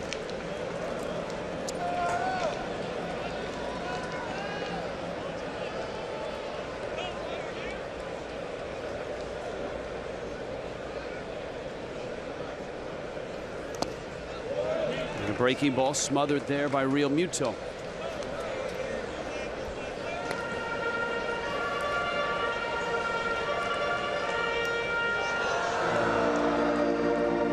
On the rail, having to watch now.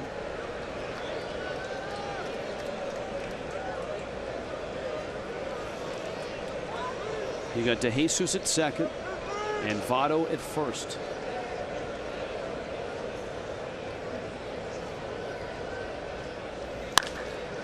High to right, Ichiro.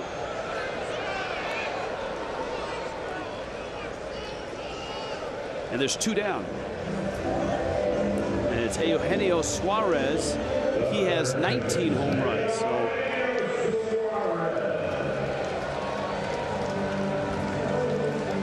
Ellington not clear of this inning yet. Ellington's a guy that's just got to stay around the strike zone enough. He's got to throw enough strikes.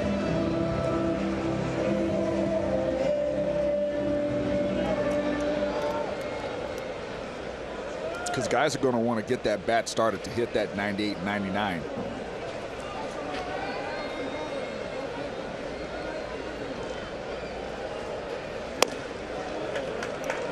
There's the 99. And it's 0-1. Right knee contusion for Hamilton. But you may be able to see the imprint of that knee still out on the wall at center. Let's hope he's okay. There's probably a few other things hurting on him as well.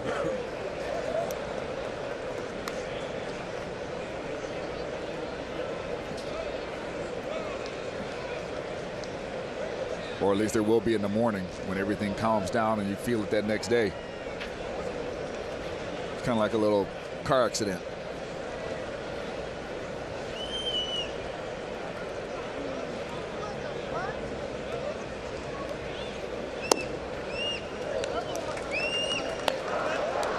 Eugenio Suarez is out of Venezuela, originally in the Tigers organization.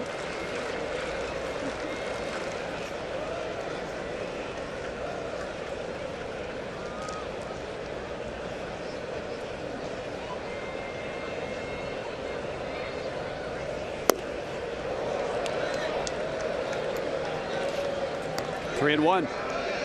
Yeah, I don't know how long this leash is going to be for Ellington, but you can't. You have to throw strikes out of the bullpen. You have to come in and throw strikes. You've got Schebler on deck. He's a left-handed bat. You've got Cervenka in the pen.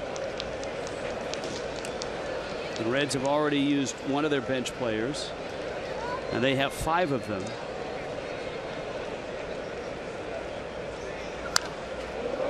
That would foul back. Brandon Phillips and Zach Cozart are both getting the night off, so those are options.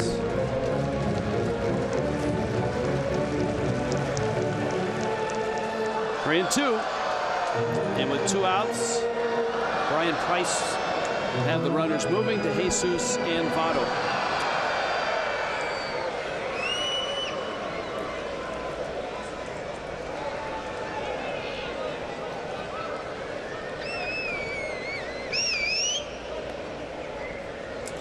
Three, 2. Out. Bags are loaded. And now, with Schebler coming to the plate, Wallach is on the top step. And now he's coming out, and he's going to go to Cervenka. And we'll see if the Reds stay with Schebler or maybe counter with one of those right-handed bats, either Cozart or Phillips. So Ellington comes in and walks 2. He does get 1 out. Here comes Cervenka in a West Kendall Toyota called to the bullpen.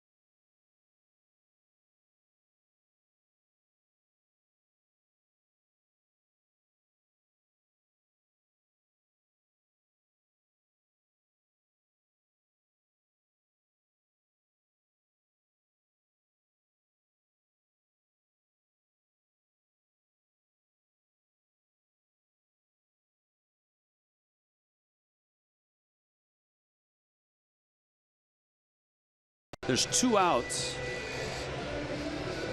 Hunter Cervenka is in, and the Reds are going to stick with their lefty bat, Scott Schebler, who's homered and also struck out.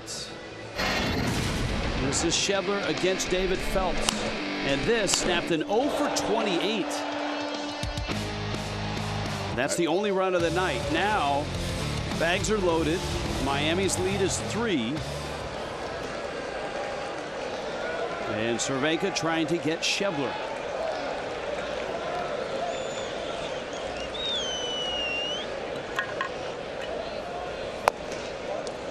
And he misses with his first pitch.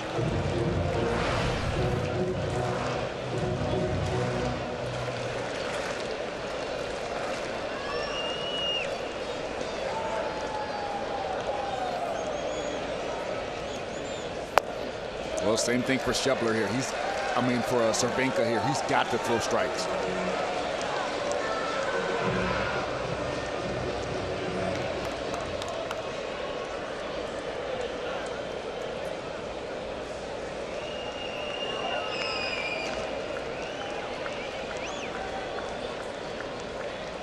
Here's the 2-0. And he misses.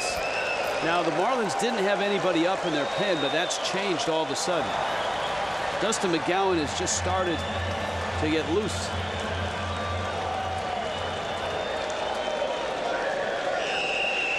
Cervenka has missed badly with all 3. And that's a strike. And it's 3-1.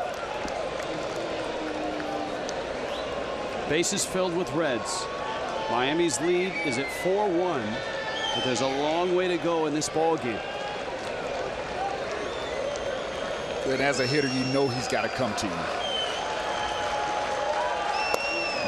He walked him, and he walks in a run.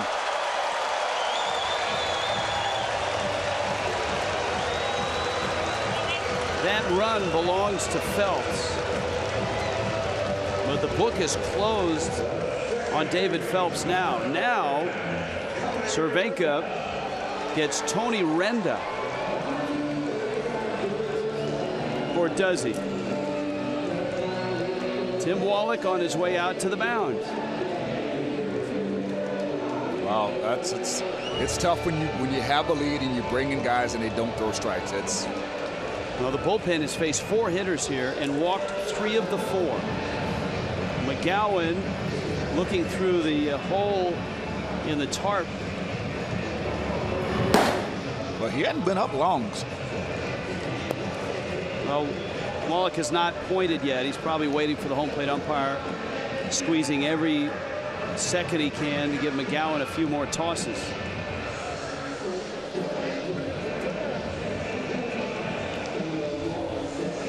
And so Cervenka walks Schebler. It's a 4-2 game now. And here comes McGowan. West Kendall Toyota called to the pen.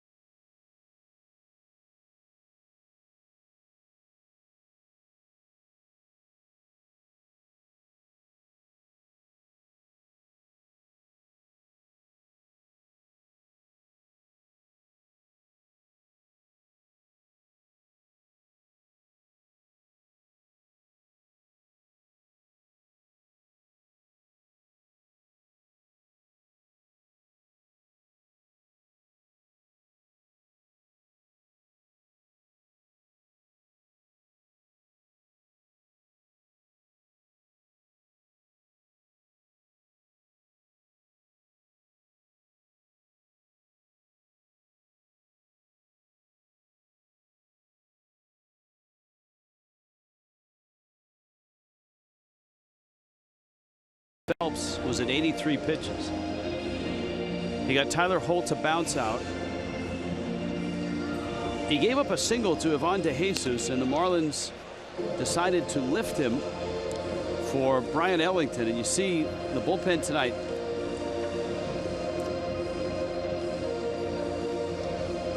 Three walks.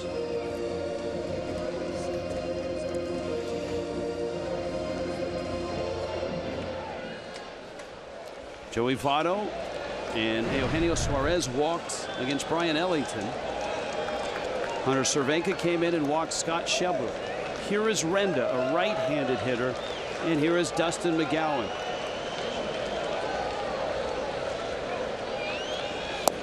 And so McGowan essentially is the fourth pitcher of the inning. Yes.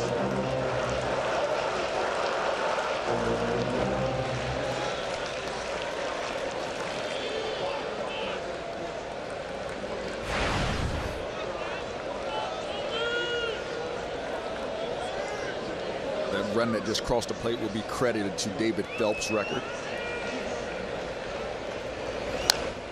Check swing on an 0-1 pitch, and it's fouled back. McGowan quickly is out front, 0-2.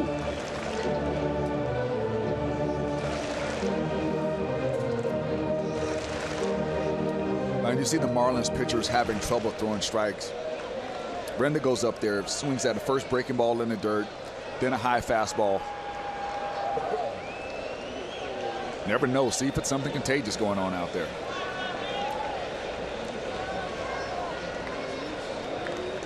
He could be 2-0 right now, sitting in a good hitter's count. 0-2. Check swing, ball in the dirt. Realmuto blocked it. No swing.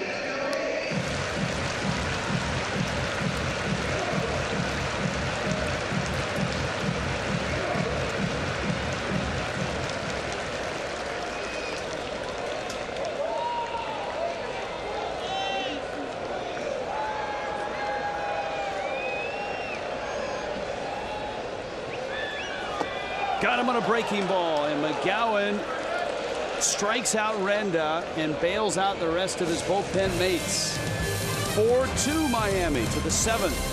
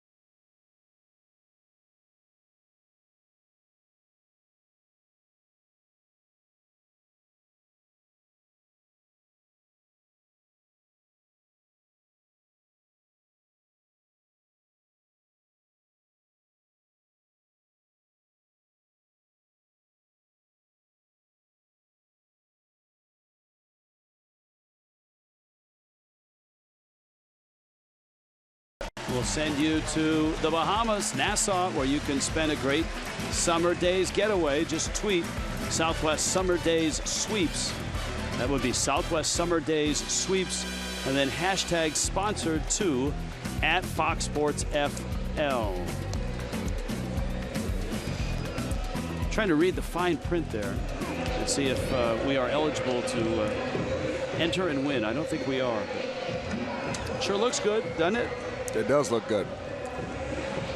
So this ball game arrives in the 7th. It's a 2-run game, and the Marlins certainly would love to add more. This is one of the guys that has spent time as a starter and a reliever in the Reds organization. Michael Lorenzen.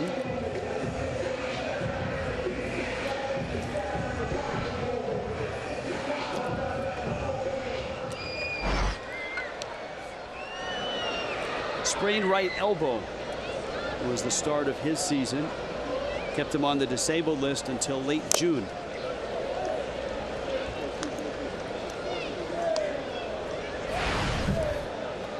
D. Gordon's doubled and bounced out twice. Prado will follow. He has 3 hits. And then Yelich also due up here. See the career numbers against Lorenzen.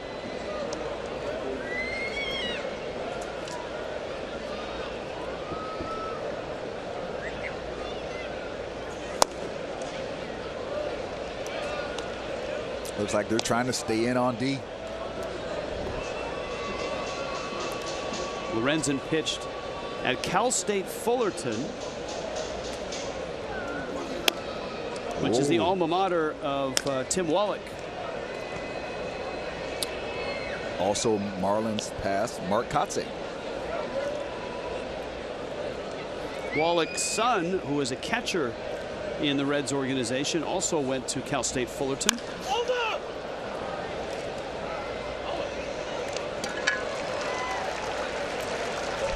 Gordon is out for the first out of the 7th inning.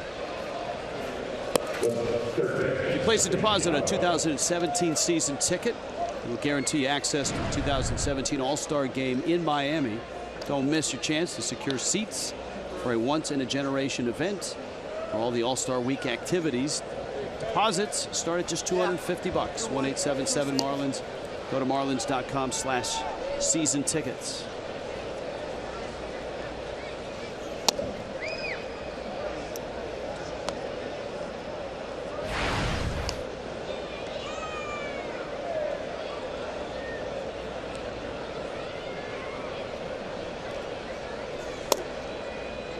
Chad Wallach, who is 24, he is the son of Tim, catcher in the Reds organization.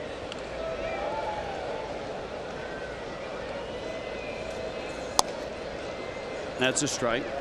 Was originally drafted by the Marlins in the 5th round in 2013. He came over in the Anthony DeSclafani trade. Okay. DeSclafani starts tomorrow night. Prado, that's the first out that he's made tonight. And here comes Yelich.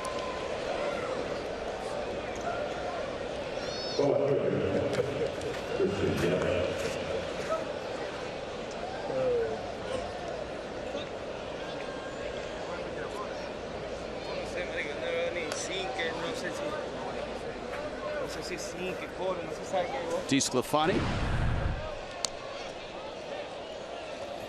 Marlins have yet to name starter for tomorrow. Yelich bangs one up the middle, and Renda with a busy inning, and it pops out of the glove of Votto.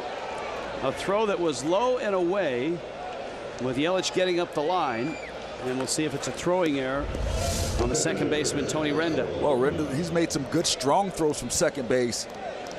That one he just did not line up well. Like he yanked it a little bit. I want to see how catchable this ball was, though, for Joey Votto.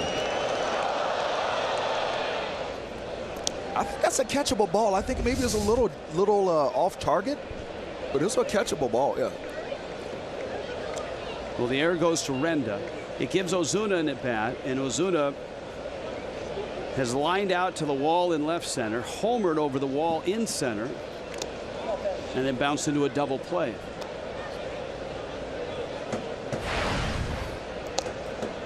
So he's hit the 20 mark and now driven in 61. And boy, Frank Menechino and Barry Bonds have got to be thrilled with the way he has swung the bat the last 2 games. Yesterday, 2 for 4 with 2 line drive outs, and tonight. Look, every hitter goes through lulls, and I think he's poised to pick back up right. He'll get back going on that first half pace that he had. Well, for Ozuna, and even Ozuna said it, his great first half, which got him to the All-Star game, he ended up starting that All-Star game, was all about patience. He said that's the thing that Bonds taught him and drilled into him in spring training, was patience and approach.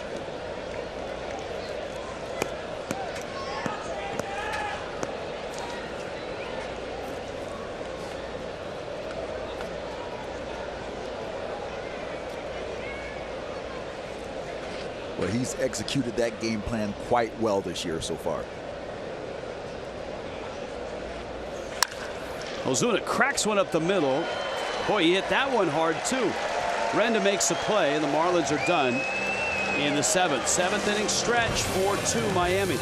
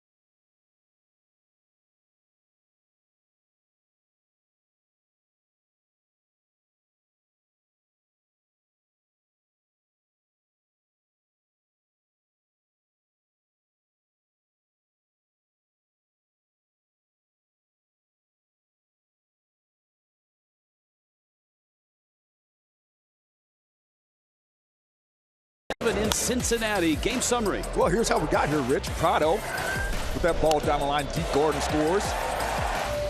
Then the home run by Schebler. And Johnson gets one of his own to right field. Just sneaks it over the right field wall.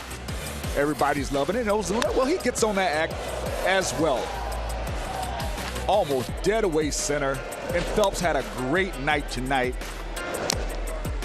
5 in the 3rd, 4 hits, 1 walk, 8 strikeouts. 1 shy of his career high in strikeouts. But work to do, especially in this ballpark, for the Marlins pen. Dustin McGowan is going to stay in and start the 7th. Tucker Barnhart, a pinch hitter, and in the top spot, and that's a liner left center. Ozuna not going to get there. To the wall it goes. It bounces up, and it's a double for Barnhart. His 2nd hit of the night. I don't think Ozuna catches this ball anyway, but his initial move was kind of flat. It was kind of more across than back, but this ball smoked. I don't think he catches up to it anyway. Ball left out over the plate. That's just a good swing. So I mean, by flat, now he's bowing back a little bit.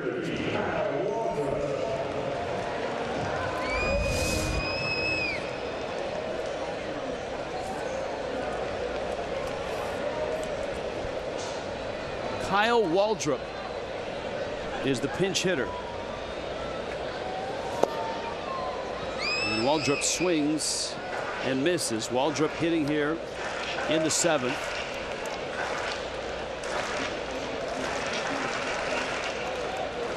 Mike Dunn is in Miami's bullpen.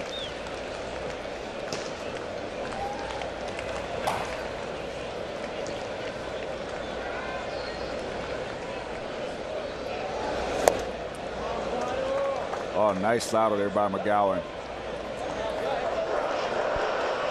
May not have been the pitch that Real Muto called, because that's one of those meetings where it looks like it might be a mix-up, but good hands by Real Muto. Yeah. Anytime you see a guy just sprint out to the mound after a pitch, usually something's going on. Pitch a penny, presenting Kyle Waldrop.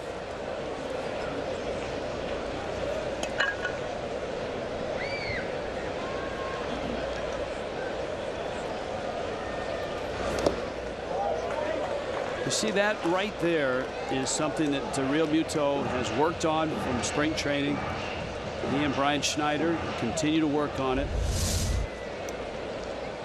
And as a former shortstop, his instincts oftentimes are to reach for that ball with his glove. Yes. Rather than just square it up between the shoulder blades. Yeah, you really want to just smother the ball is what you want to do. Swing and a miss. Real Muto picks it and throws him out. So nice job by JT in that sequence. Yeah, the main thing as a catcher you want to do is get that upper body leaning forward and get as low as possible. That way the ball's going to hit that chest protector and hopefully bounce back down in front of you. Sometimes it's going to squirt off left or right, but the main thing is to get that body angle over and forward. And he's gotten a lot better at it, Rich. Yes, he has. Now Holt, who came in for the injured Billy Hamilton, and is 0 for 1. Barnhart still at second.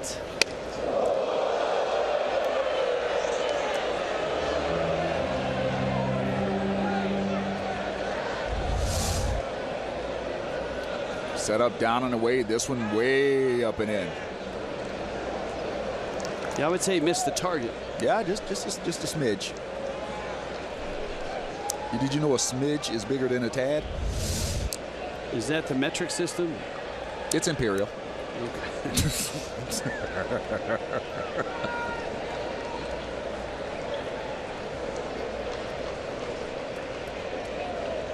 McGowan, good slider and a strike. Nationals in Denver are losing to the Rockies 3-2. That's bottom 3. It's a Max Scherzer start. Mets and Diamondbacks are underway, scoreless, bottom of the first in Phoenix. Good live fastball as well. McGowan has really turned into a valuable asset in the bullpen. He's been able to stretch out and go long.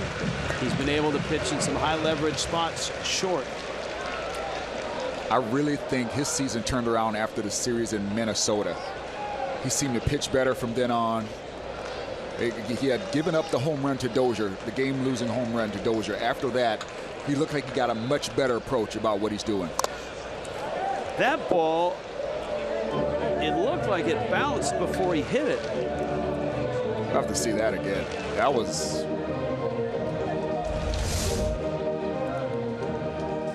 No, it hit off the end. Yeah, and the double sound, I think it hit Real Muto. It did. It hit Real Muto's knee pad. Listen to the double sound. Yes. Yeah, that was. It was Real Muto's shin guard, the pad on the knee. Ooh. Trying to catch that outside corner. And he just missed. It's 2-2. Well, he's got him set up for that nasty slider now.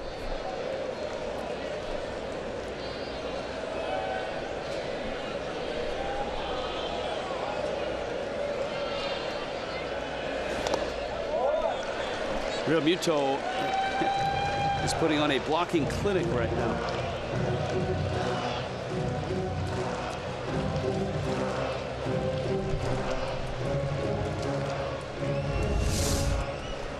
Just got to make sure as a catcher, though, you don't give this pitch away too soon. Good teams, if they see a catcher sitting up early like that, they'll know the catcher's expecting a breaking ball because he's up high and he's like ready to smother the ball. He may have been good on timing there, but that's something that hitters and teams pick up. Young catchers, when they know a breaking ball is coming, they want to get up so they can be in an athletic position to block that thing. They're much more relaxed just receiving the fastball. 3-2. There's the fastball. Echeverria diving, throwing, throws it wild. It bounces off the rail, and a run will score. And the Reds have drawn within a run. Wasn't sure if that ball went out of play and came back in, or whether it hit the rail and just popped right back out. Here's a look. Echeverria. Yeah, that's one where you just might have to just not throw. That clock in your head has to be telling you that that base runner is going to be at the bag by now, and he's already got the hit. Don't give him more. And it did go out of play. If you watch the first base umpire, DJ Rayburn, he signaled right away that the ball went out of play. And that may be something that the Marlins are looking at right now on replay.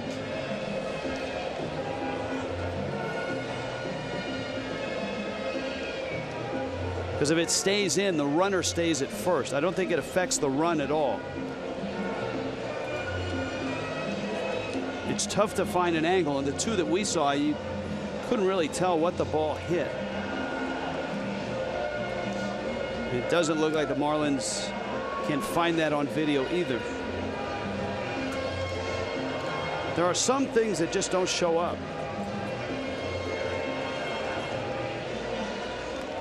Yeah, sometimes the cameras have to be following the correct action. Like when we were in Chicago, there were a few times where the camera just missed the action. That's a big play right there. It cost the Marlins not only a run, but 2 bases.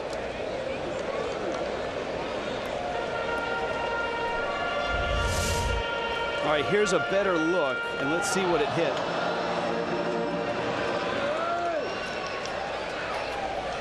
Looks like it went through.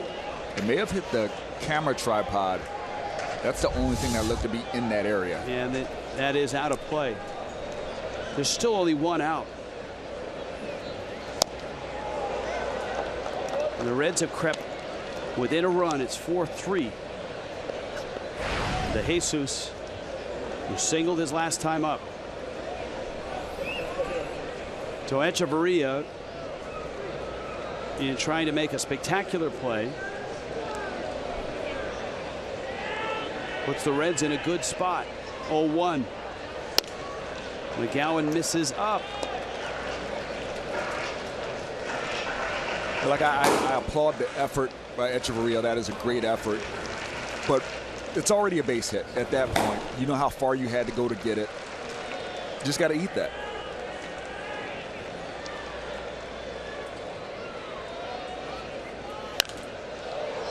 De Jesus fouls it back and out of play.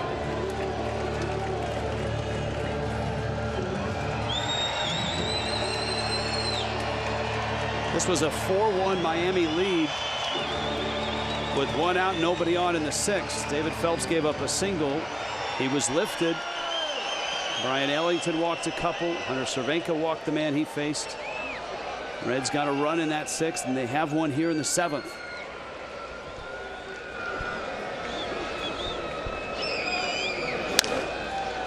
Into the bat, Gordon has it and gets the out. There's 2 down.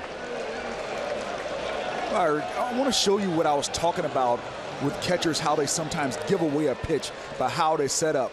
Look at the left side. That's going to be the curveball.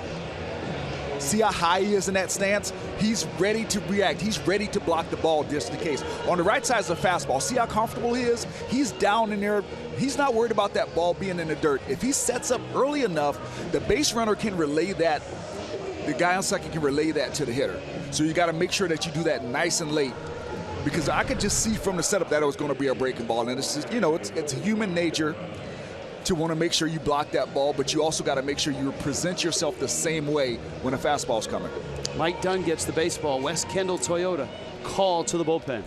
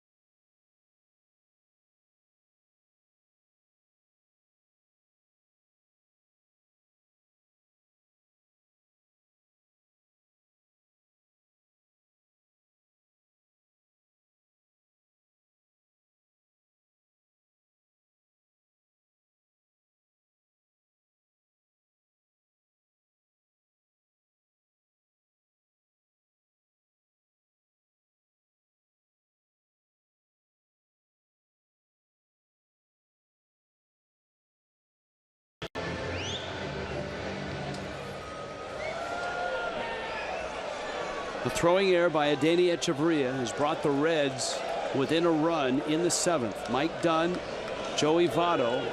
Votto, the hottest hitter in the second half in Major League Baseball. There's your career numbers. It favors Dunn. Votto 1 for 2 with a walk in this ball game. Tyler Holt, the runner at third.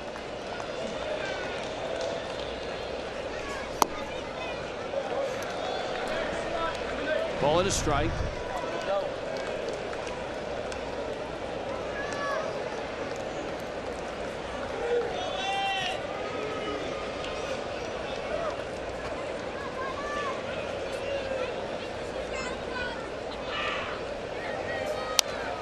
Good breaking ball. Had Votto on his heels.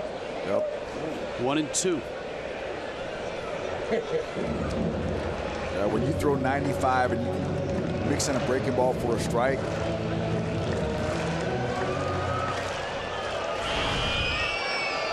Dunn got the win yesterday with a scoreless inning in relief. 2 and 2. Votto's all choked up in protect mode. See what he's done in the last 10 days. Post All-Star break. That's 27 games worth. His average 463.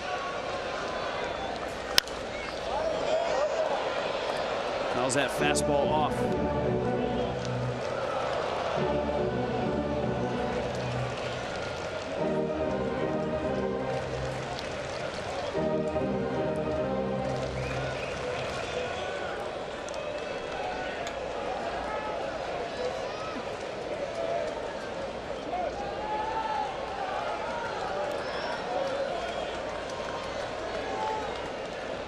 Two-two pitch. Bouncer, first base side. Johnson has it, and Dunn gets out of it. Reds pick up another to the 8th. It's a 1-run Miami lead.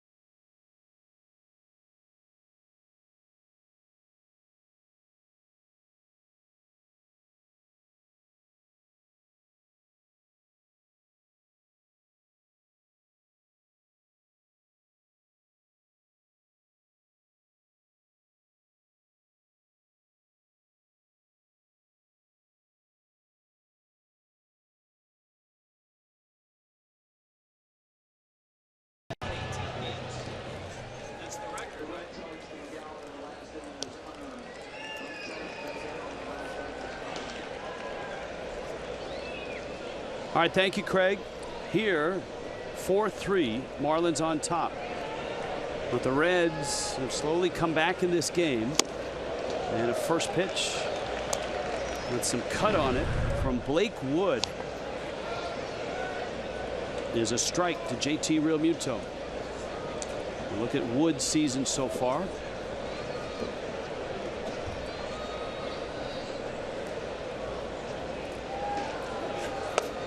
The Reds bullpen was a mess early, to the tune of an ERA in April of 6.21, 7.25 in May. But they got it together in July. Realmuto shoots one to the right side, and Arenda throws him out. July, the ERA was about 2.5. And so far in August, the Reds' Pens ERA is at 3.5.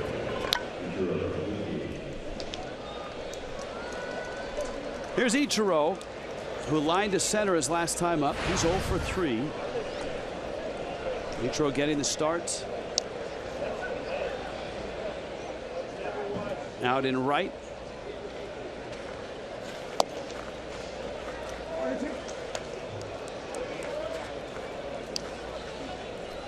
Like we're going to be seeing a good bit more Ichiro these next few weeks. Well, without question. Although Don Mattingly did say that, hey, he still has to get Ichiro some off days to try to keep him fresh. And swings and misses. Which we talked about the Marlins roster. Do you go with a 4-man bench until September 1st? Do you go with a 5-man bench? And if so, either way, is there an outfielder, another outfielder that is wearing a Marlins uniform?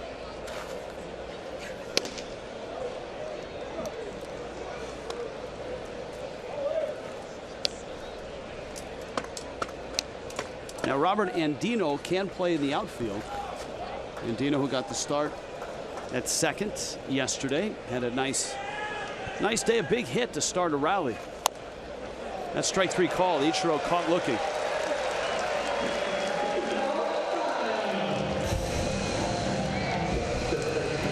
So an 0 for 4 for Ichiro tonight.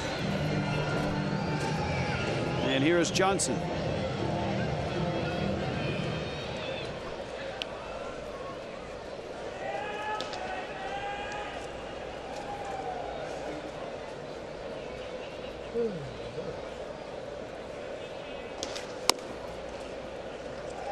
Wow, Wood looks like his ball is just heavy. Like it looks like an anvil when the catcher catches it.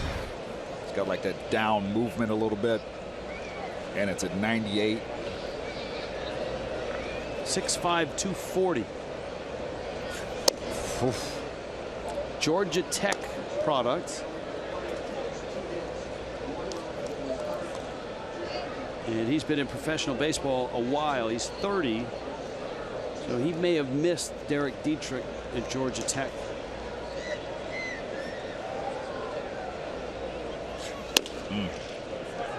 Spent his major league career in the American League, Kansas City and Cleveland.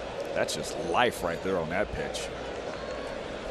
It's like a late explosion right at the end. Took off. Johnson's had a good night. Solo homer to right and an RBI double.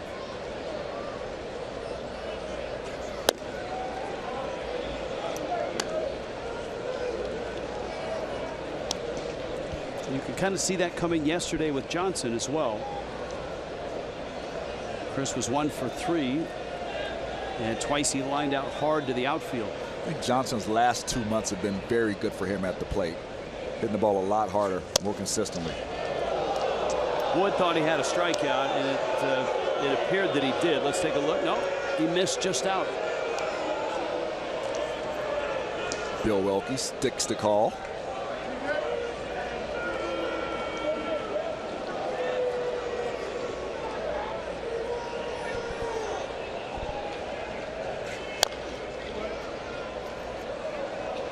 That's a foul ball off the foot of Johnson.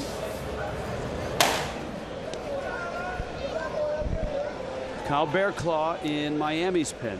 The claw.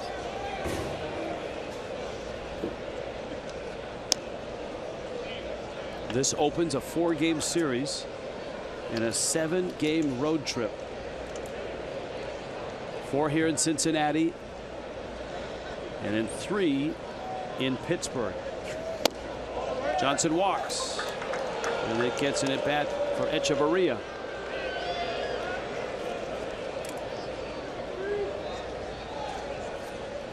This was not a large crowd to begin with. As we told you, there was severe weather and rain from about 4 o'clock into, I'll say 5:30. Heavy water on the field.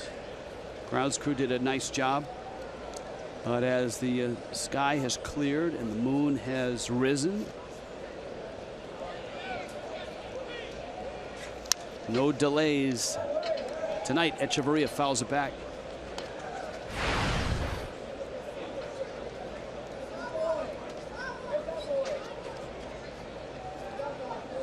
Cardinals are not in action tonight. Marlins were half back when it started tonight for that second wild card spot.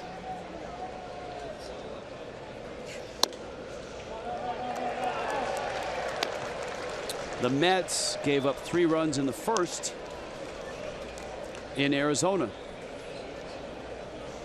and are behind 3-0 in the second. There is Derek Dietrich. Nationals losing to the Rockies 4-2, bottom 4. The Marlins are 8.5 back in the East. Well, Terry Collins promised a more dedicated, I guess you could say, a spirited effort out of his ball club. I mean, they have a team where if they're not hitting the ball out of the ballpark, and especially with the absence of Jose Reyes, I know he's back now, but Echeverria in the hole, diving stop there. DeJesus crossed the diamond, and Echeverria will beat it, and that buys an at bat for Dietrich with runners first and second.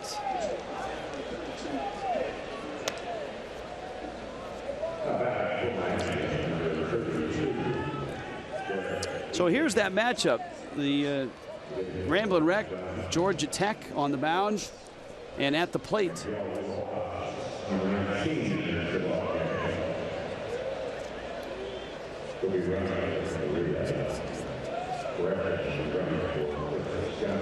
Miguel Rojas pinch running for Chris Johnson. And so Rojas out at second.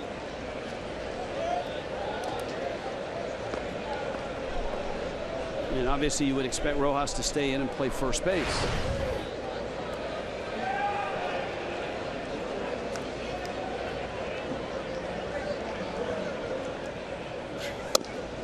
Dietrich takes in.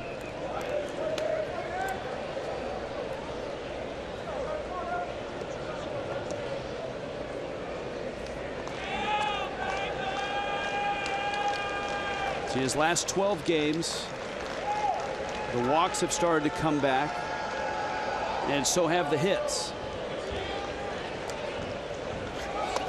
Takes down low, ball rolls away. Rojas running, and he gets there. So right off the bench and right into a full sprint. Echeverria had to do 2 things. He had to read the ball and then read Rojas. He just got to see it, and he has to see it far enough away from the catcher to make him feel like he's got a chance. Good job. Good read.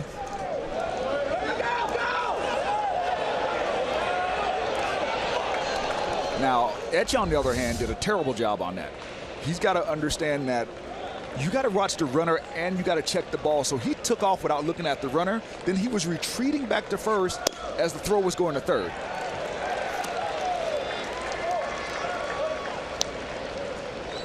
Count 2-1 to Dietrich.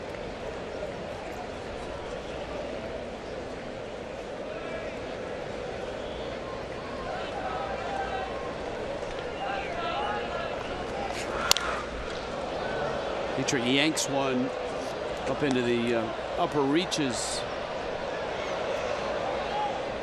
Think he's a little out front there, Rich? Just a bit. Count 2-2.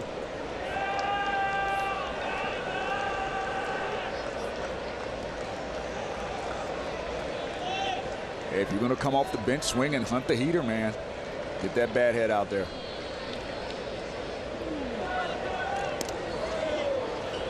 Wood almost threw that ball away. Yeah, good reaction by Rojas coming down the line on that pickoff throw to first. All base runners on third. When the pitcher picks to first base, should walk down that line just in case something happens. Don't just stand there, put your head down. Take a couple jog steps. You never know. Fastball up.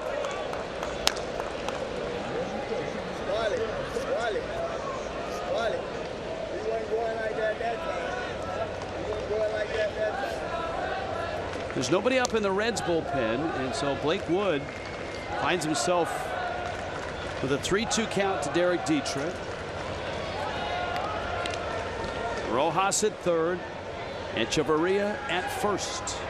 Etch runs. Dietrich lines it down the left field line, but it's just foul. And into the seats.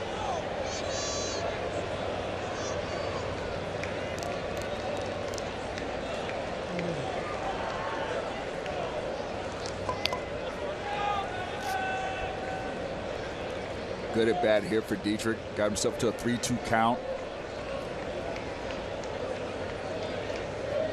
Got the pitcher in a really tough spot right now.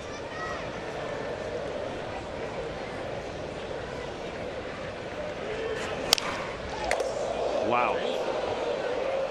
That's scary. That one went right over the rail and into the Reds dugout.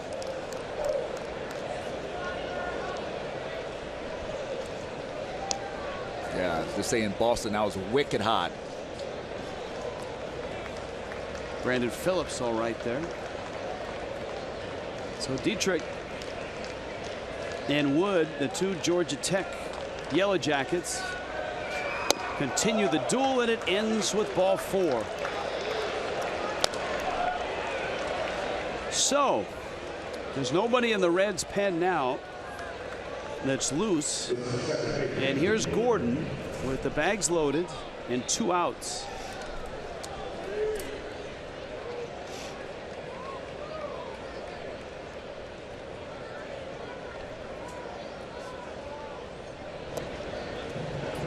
Mac Jenkins on his way out, and he's there to settle down Wood and to buy time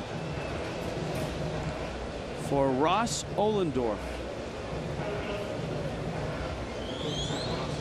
Maybe the smartest man in baseball. He's well traveled too.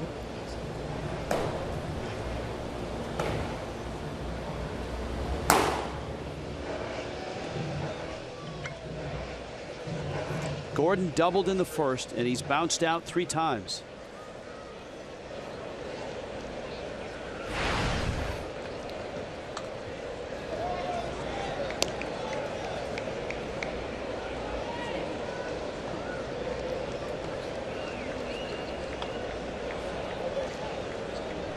Suarez on the grass at third. Gordon takes up. Wood is definitely having control problems right now. Doesn't really seem to have a good feel for the fastball. There's your ball strike ratio in 27 pitches. He's walked 2, and he's 2-0 on Gordon.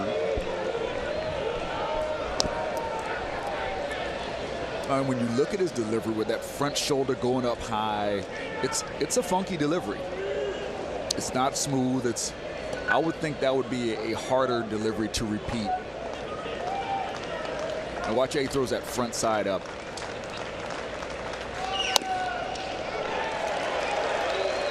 Little breaking ball for a strike. See, he's like got that front side up, shoulder up high there. Kind of spinning around on that heel. That's kind of what they fixed with Kohler. Kohler was spinning off. Now they got him more directional through home plate. And he misses, and it's 3-1. So for Gordon, this has to be a perfect pitch to hit. With the bags loaded and 2 outs. Well, they count 3-1. Prado watches. Big insurance run is 90 feet away.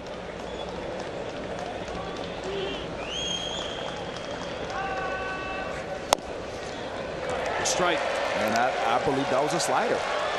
I think Wood has more of a feel for control of the slider right now than he does the fastball. Does that mean Gordon gets one at 3-2? I almost think he has to. I don't think he wants to. Bases loaded, runners on the move. Full count, 2 outs. But he's got to throw what he can throw for a strike right here. Gordon, a chopper to first. Votto backs up, underhands, and safe! He's safe! 2-run score! And the Marlins get 2. Votto's flip brought Wood up off the bag, and Miami gets 2 enormous insurance runs. That reason is why a lot of coaches don't like the underhand flip from too great a distance. The ball spends too much time in the air without enough velocity on it. If you get a base runner like this, like D. Gordon, it's going to cause a lot of trouble. Even if you catch it cleanly, you're feeling for the bag. See how long that ball stays in the air? Votto's got to throw that ball and just put him on him in the chest. I love D. Gordon when he runs by the umpire here. Yeah, that's way too. And look, if Votto doesn't step through it. And both runs score. Echeverria never stopped. The runners obviously were moving on 3-2. And that's a big sequence for Miami. And a 6-3 lead. The Reds will bring Ohlendorf in. A West Kendall Toyota call to the bullpen.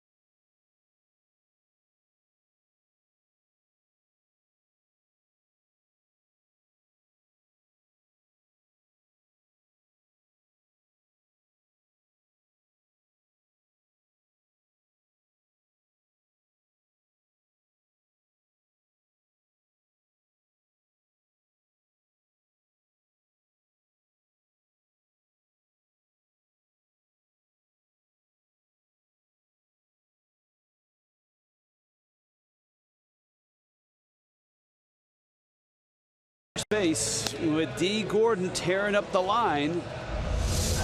Here's a look in full speed. I mean, Wood does his job. He gets a good angle, gets to the bag. Votto, that ball made him back up. And a couple things, Rich. You see how his momentum is stopped right there with the throw? It's all arm. You have to follow that flip because when your body doesn't move, your arm takes that arc and the ball goes up. Look at this. He's not following it. You have to flip that thing, come right behind it, and it's going to give you a flat trajectory, hit the pitcher more in the chest. Instead, the pitcher's hopefully just helplessly standing there waiting for the ball to come down out of the air. Helplessly and hopelessly. Yes, yes. You're right about that. So Ross Ohlendorf, who's been in the Reds' pen all year, makes his 50th appearance. Ohlendorf, an original Yankee, and then in the Pirates rotation for a few seasons. And he misses out. Prado up. You got Dietrich at second and Gordon at first.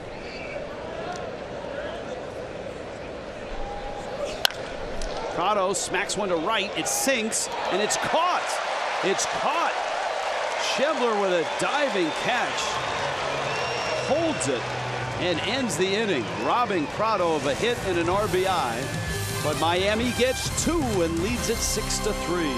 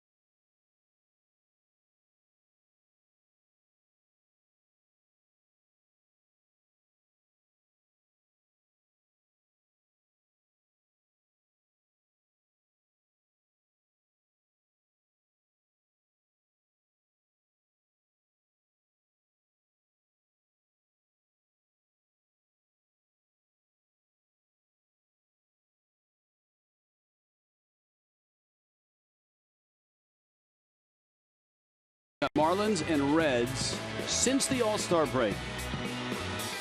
You see the bullpen ERA is the difference between the two teams. The Reds a full run lower. They're at 16 and 11. They're both scoring about the same. Marlins 4.5 runs and the Reds 5 runs. But tonight they meet in the first of 4.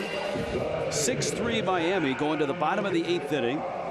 Miguel Rojas does stay in the game. And he's at first. Kyle Bearclaw takes over. And he will pitch the 8th. Well, the Marlins have gone deep into their pen, and not by design, out of necessity, in a wobbly 6th inning in which 4 different pitchers worked in the 6th. David Phelps started that inning, got an out. Brian Ellington came in, got an out, walked 2. Hunter Cervenka walked the only man he faced. And Dustin McGowan, thankfully for the Fish, got the last out of that inning.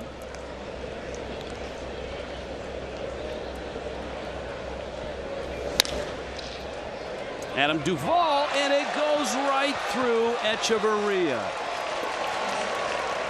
Well, this has been a rough game in the field for Etch. Remember, he had that throwing error on the spectacular stop that cost the Marlins a run, and this one goes right through the gate. Well,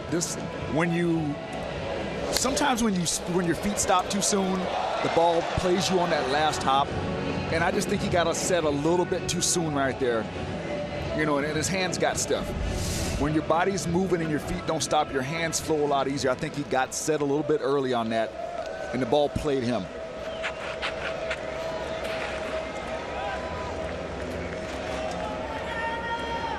So here is Suarez that he takes out. So out of the pen, Ellington, Cervenka, McGowan, Dunn. Remember, Mike Dunn came in and finished the 7th. And now Bearclaw.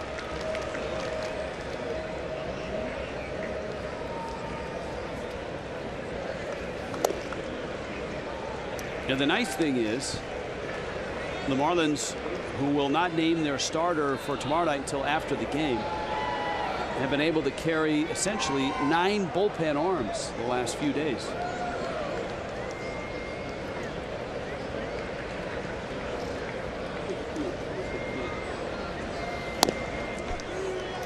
I think management knew that with your starters not going deep into the game sometimes, you need an extra arm down there. And unfortunately, there have been a few outings lately where the Marlins starters have not gone deep into the game, and that extra guy in the bullpen's coming quite handy. Bearclaw is 1-2.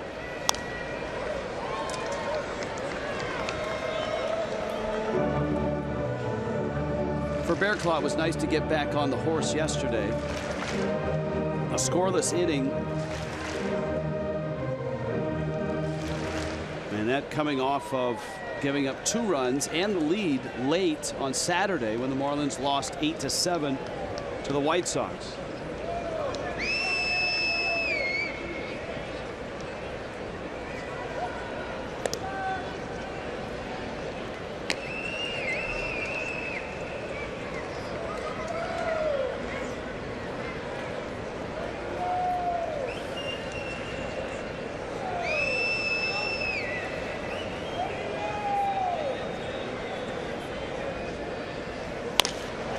Suarez into center field. That's a hit.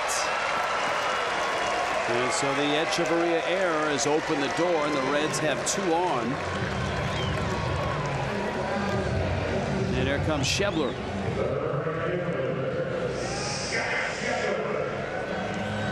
A couple of Cincinnati ties in that booth to the right of Glenn Geffner. I don't know if Tony Perez knows he's sitting right above his number. Well, not right above. That's Michael Hill on the right and Tony Perez on the left. I mean, I think if you got one of those numbers that go on the stadiums, pretty much sit wherever you want. That's the big doggy up there. Big red machine.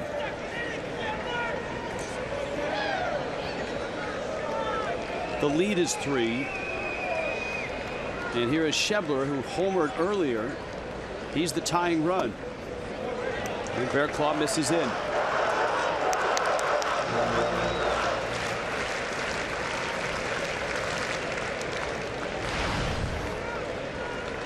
So this makes 3 days in a row for Kyle Bearclaw. Yeah, he's going to be due for a day off. All in high-stress situations.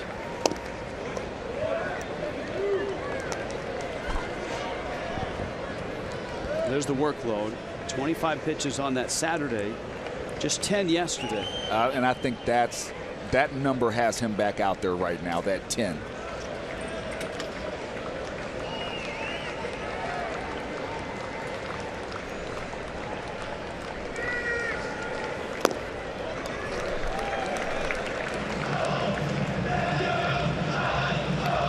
Count 2-1.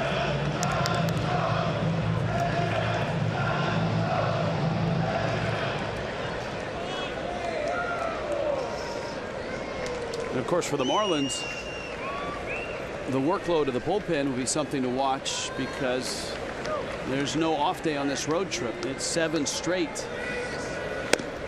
And Bearclaw misses up and out, and it's 3-1.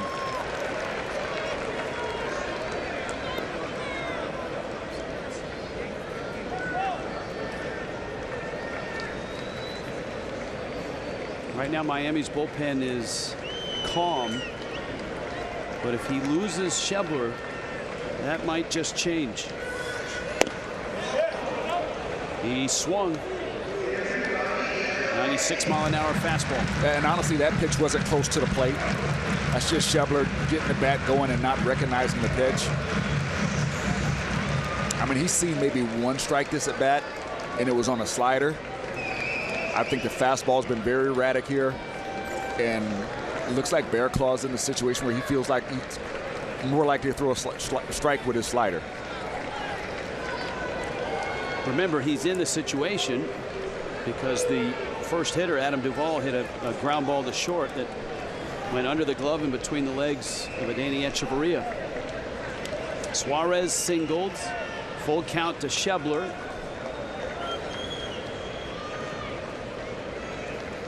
There it is. Got him. There's that slider.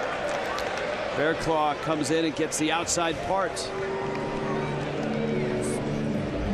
There it is. You can tell he wasn't feeling comfortable throwing his fastball for a strike that at bat, and there's the slider.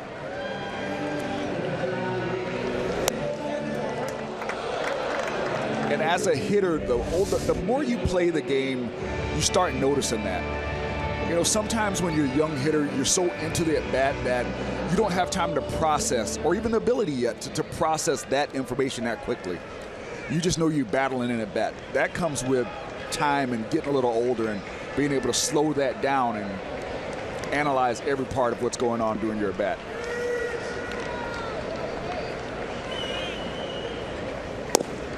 The last 3 innings, the Reds have been able to get the tying run to the plate in each. Renda is 0 for 3.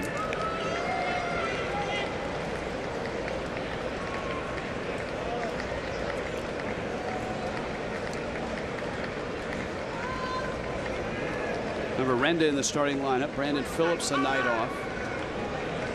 Zach Cozart also getting a night off. The Reds' regular shortstop.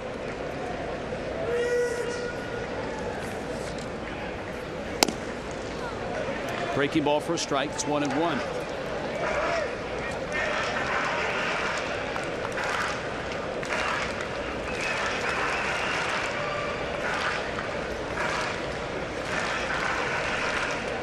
Renda from the University of California.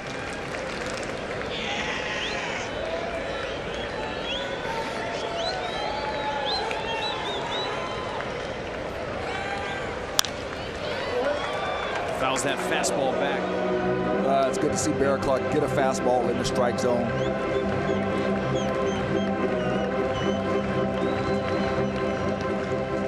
He's 1-2 on a second-round draft pick that came over in the Aroldis Chapman trade from the Yankees.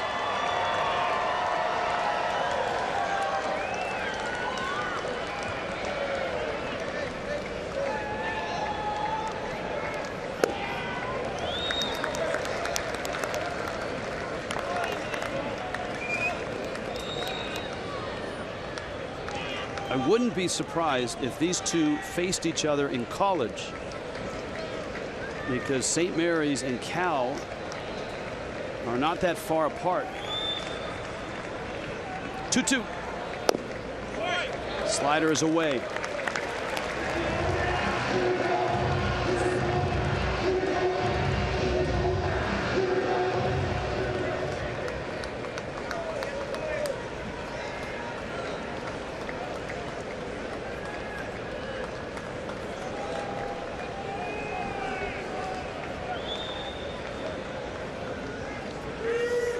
Three-two coming.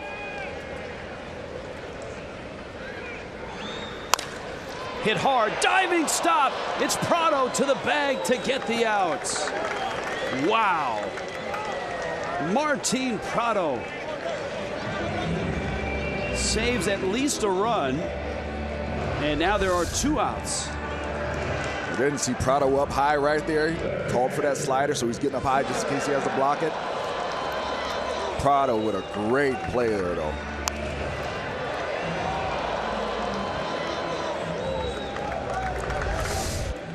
And Bear Claw's in one of those tough situations because he's got to throw strikes, but he's being forced to pitch with his slider because the fastball he hasn't really been able to throw a lot of them for strikes right now. So he's got to find a comfort zone to get back and throw that fastball for a strike. Tucker Barnhart, productive in the 8th spot tonight. He's doubled and singled. Well, look, if you had to pick a pitch among all the Marlins relievers, and that was the only pitch you could use, Bear Claw's slider would be near or at the top of the list. Yeah. Fastball up. But I know what you're saying. You can't keep throwing it to major league hitters. But because you're not setting it up there. No matter how good your breaking ball is, if you're never setting it up. It would be like Rodney having to pitch almost exclusively with his changeup. Right. Or Tom Kohler early in the year when he was having his bad outings. He had to try to force get strikes with his curveball because the fastball was a little erratic at times. So he had to try to get strikes with his curveball and swing and misses with his curveball. Busted bat, slowly hit. Echeverria gathers, throws in time, and Bear Claw pitches out of trouble in the 8th. 9th inning arrives in Cincinnati, 6-3 Miami.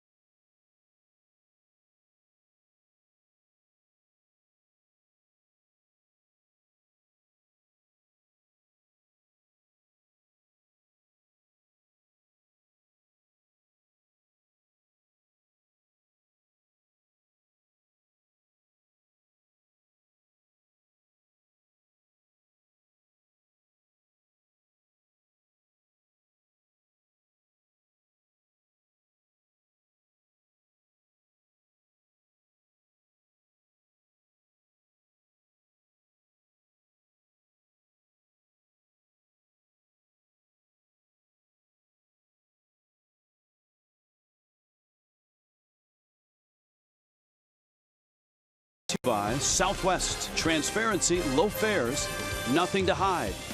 By the all-new 2017 Chrysler Pacifica. And by your South Florida Honda dealers. The moon, it's still over Kentucky, at least from where we're sitting. As you look out beyond right fields, across the Ohio River, the Marlins have a 6-3 lead, and they've used 5 1/3 innings of David Phelps and then 5 relievers to get it to the 9th. Christian Yelich, Marcell Ozuna, JT Realmuto, Ross Ohlendorf continues for the Reds. He of the old-timey windup.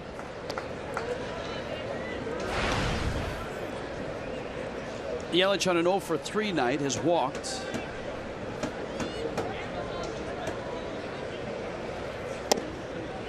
And a strike. Best nights offensively for Miami. Martin Prado, 3 hits. RBI single and a triple. D. Gordon, 2 hits, 2 RBIs on that infield hit. And he's also doubled. Chris Johnson, solo homer and an RBI double. Austin Bryce is up. Fernando Rodney as well.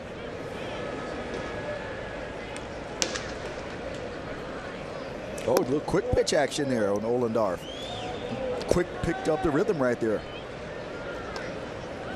Tried to get tricky.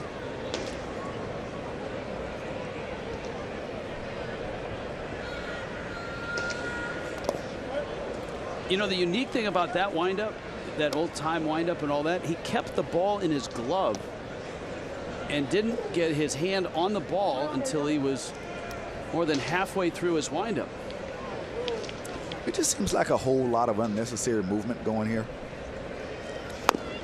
Well, it works. Now that's some good movement, good changeup.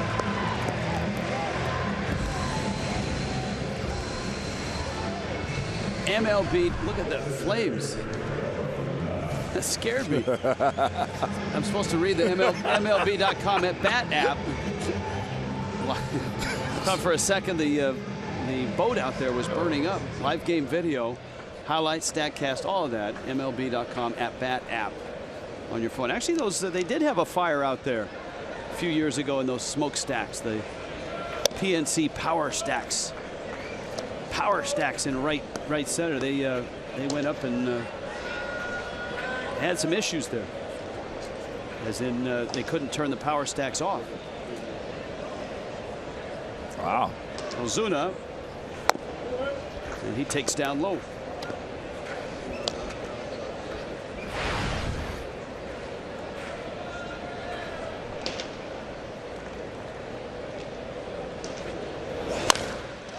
End of the bat, pops it up. And Ohlendorf, a crafty right-hander right now. Yeah, I mean, it's all deception, motion. He's, giving you a lot of stuff to look at. He changed the rhythm out of that windup. Saw him do kind of a quick pitch one time. Really good changeup, good arm action on it. He's the kind of guy that you can go home and not get a hit off of him and don't understand why you didn't get a hit off of him, because he doesn't have anything that blows you away.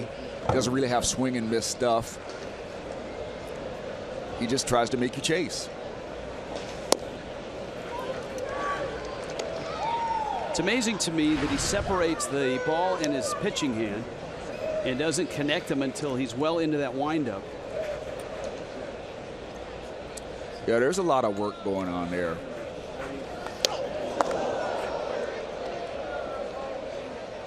Because obviously he's got to set his grip while in motion. Yes. See, the ball is still in his glove. So right there is when he's getting his grip. And that's why he slows down a little bit, just to make sure he's got the grip.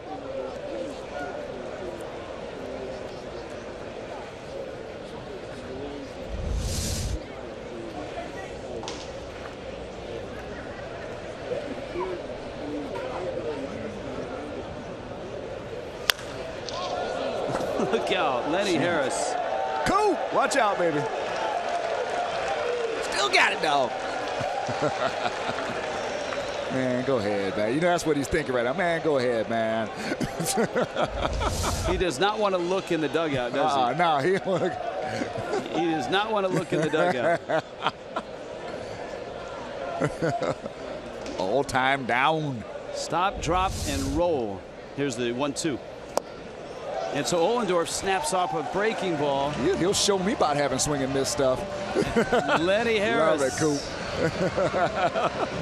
And now the Marlins try to hold this lead in the bottom of the ninth and win this game in Cincinnati.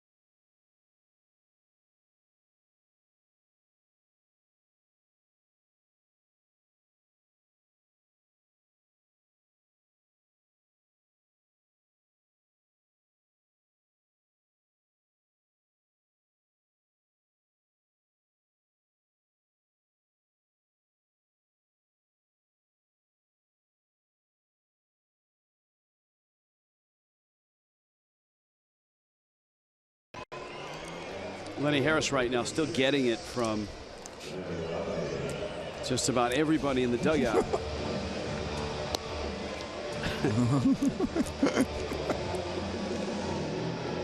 Now, for the Marlins, the attention turns to Fernando Rodney. We're talking about Kyle Bearclaw and his workload. Rodney has worked in the last 2 games as well. And yesterday, he really wobbled at the end, bailed out by Christian Yelich and his great throw to the plate. And the 22 pitches Saturday, 17 on Sunday. So you may have a game tomorrow night where Bearclaw and Rodney are not available. I could definitely see Bearclaw not being available tomorrow.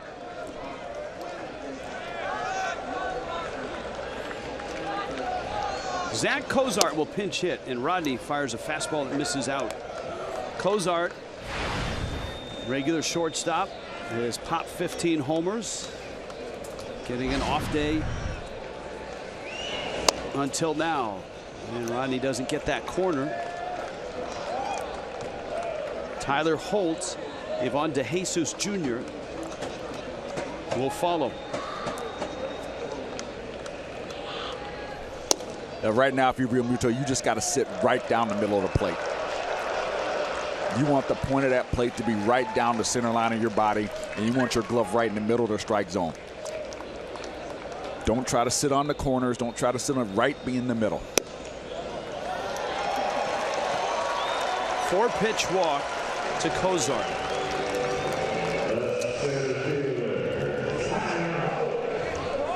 And here is Holt. Nothing coming easy for Miami tonight.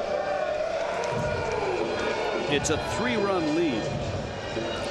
The Reds have brought the tying run to the plate in the 6th, the 7th, the 8th, and they have the leadoff man here in the 9th.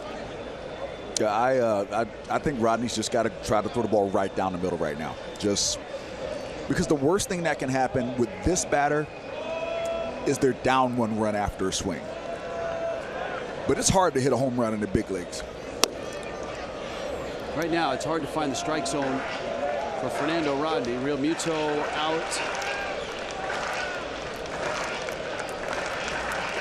Remember, Don Mattingly was ejected early in this ball game. Tim Wallach has been managing the team.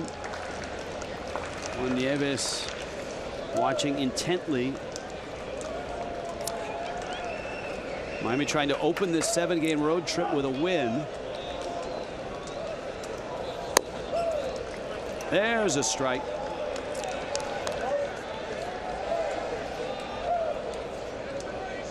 Catches the inside corner. Does he go to his changeup? Nope. Yeah. 83. Oh, yeah. 83. You're right. 1-2. Marlins trying to keep Cozart close at first. Johnson's behind him, but not on the line.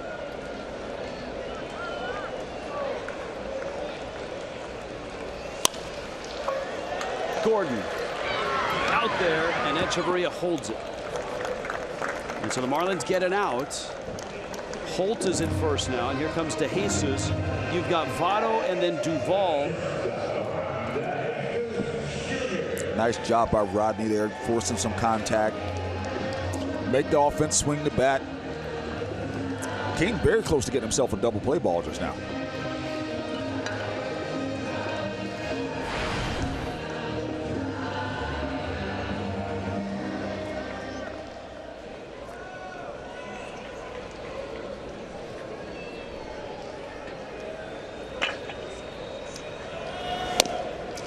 Pours across the strike to DeJesus, who is 1 for 4.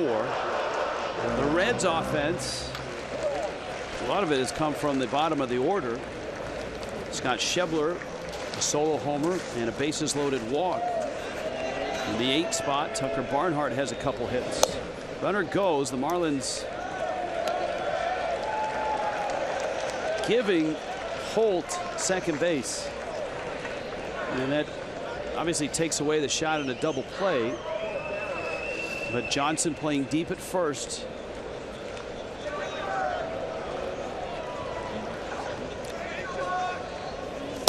Change up. You basically have to play this like that base runner doesn't exist, because he means nothing. Even if that guy scores, they're still down by 2. So you just keep your defense playing back so the angles are good. They can get to more balls that way. Play for 1 out at a time.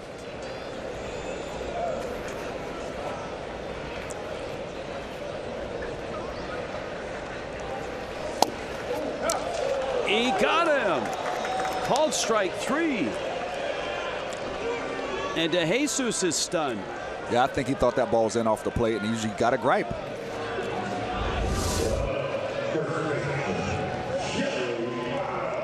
Got a gripe.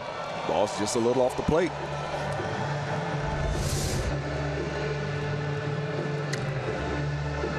Robot umpires.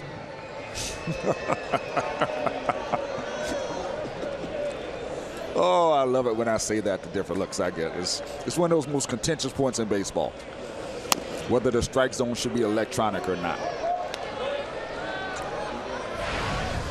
Votto is singled in 3 trips. Tyler Holtz at second. Fernando Rodney trying to finish, and the fastball is up.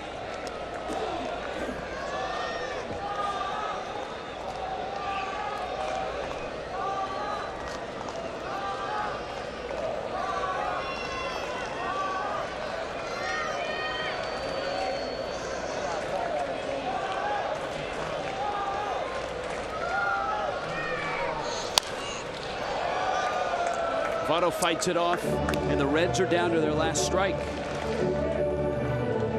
Well, it was David Phelps, and he was terrific. And a tag team match after that, from Ellington to Cervenka to McGowan to Dunn to Bearclaw, and now Rodney.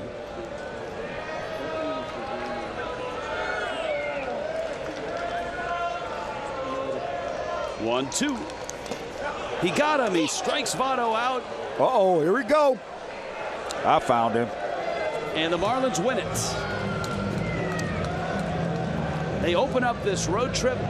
They open up this 4-game set with a 6-3 win.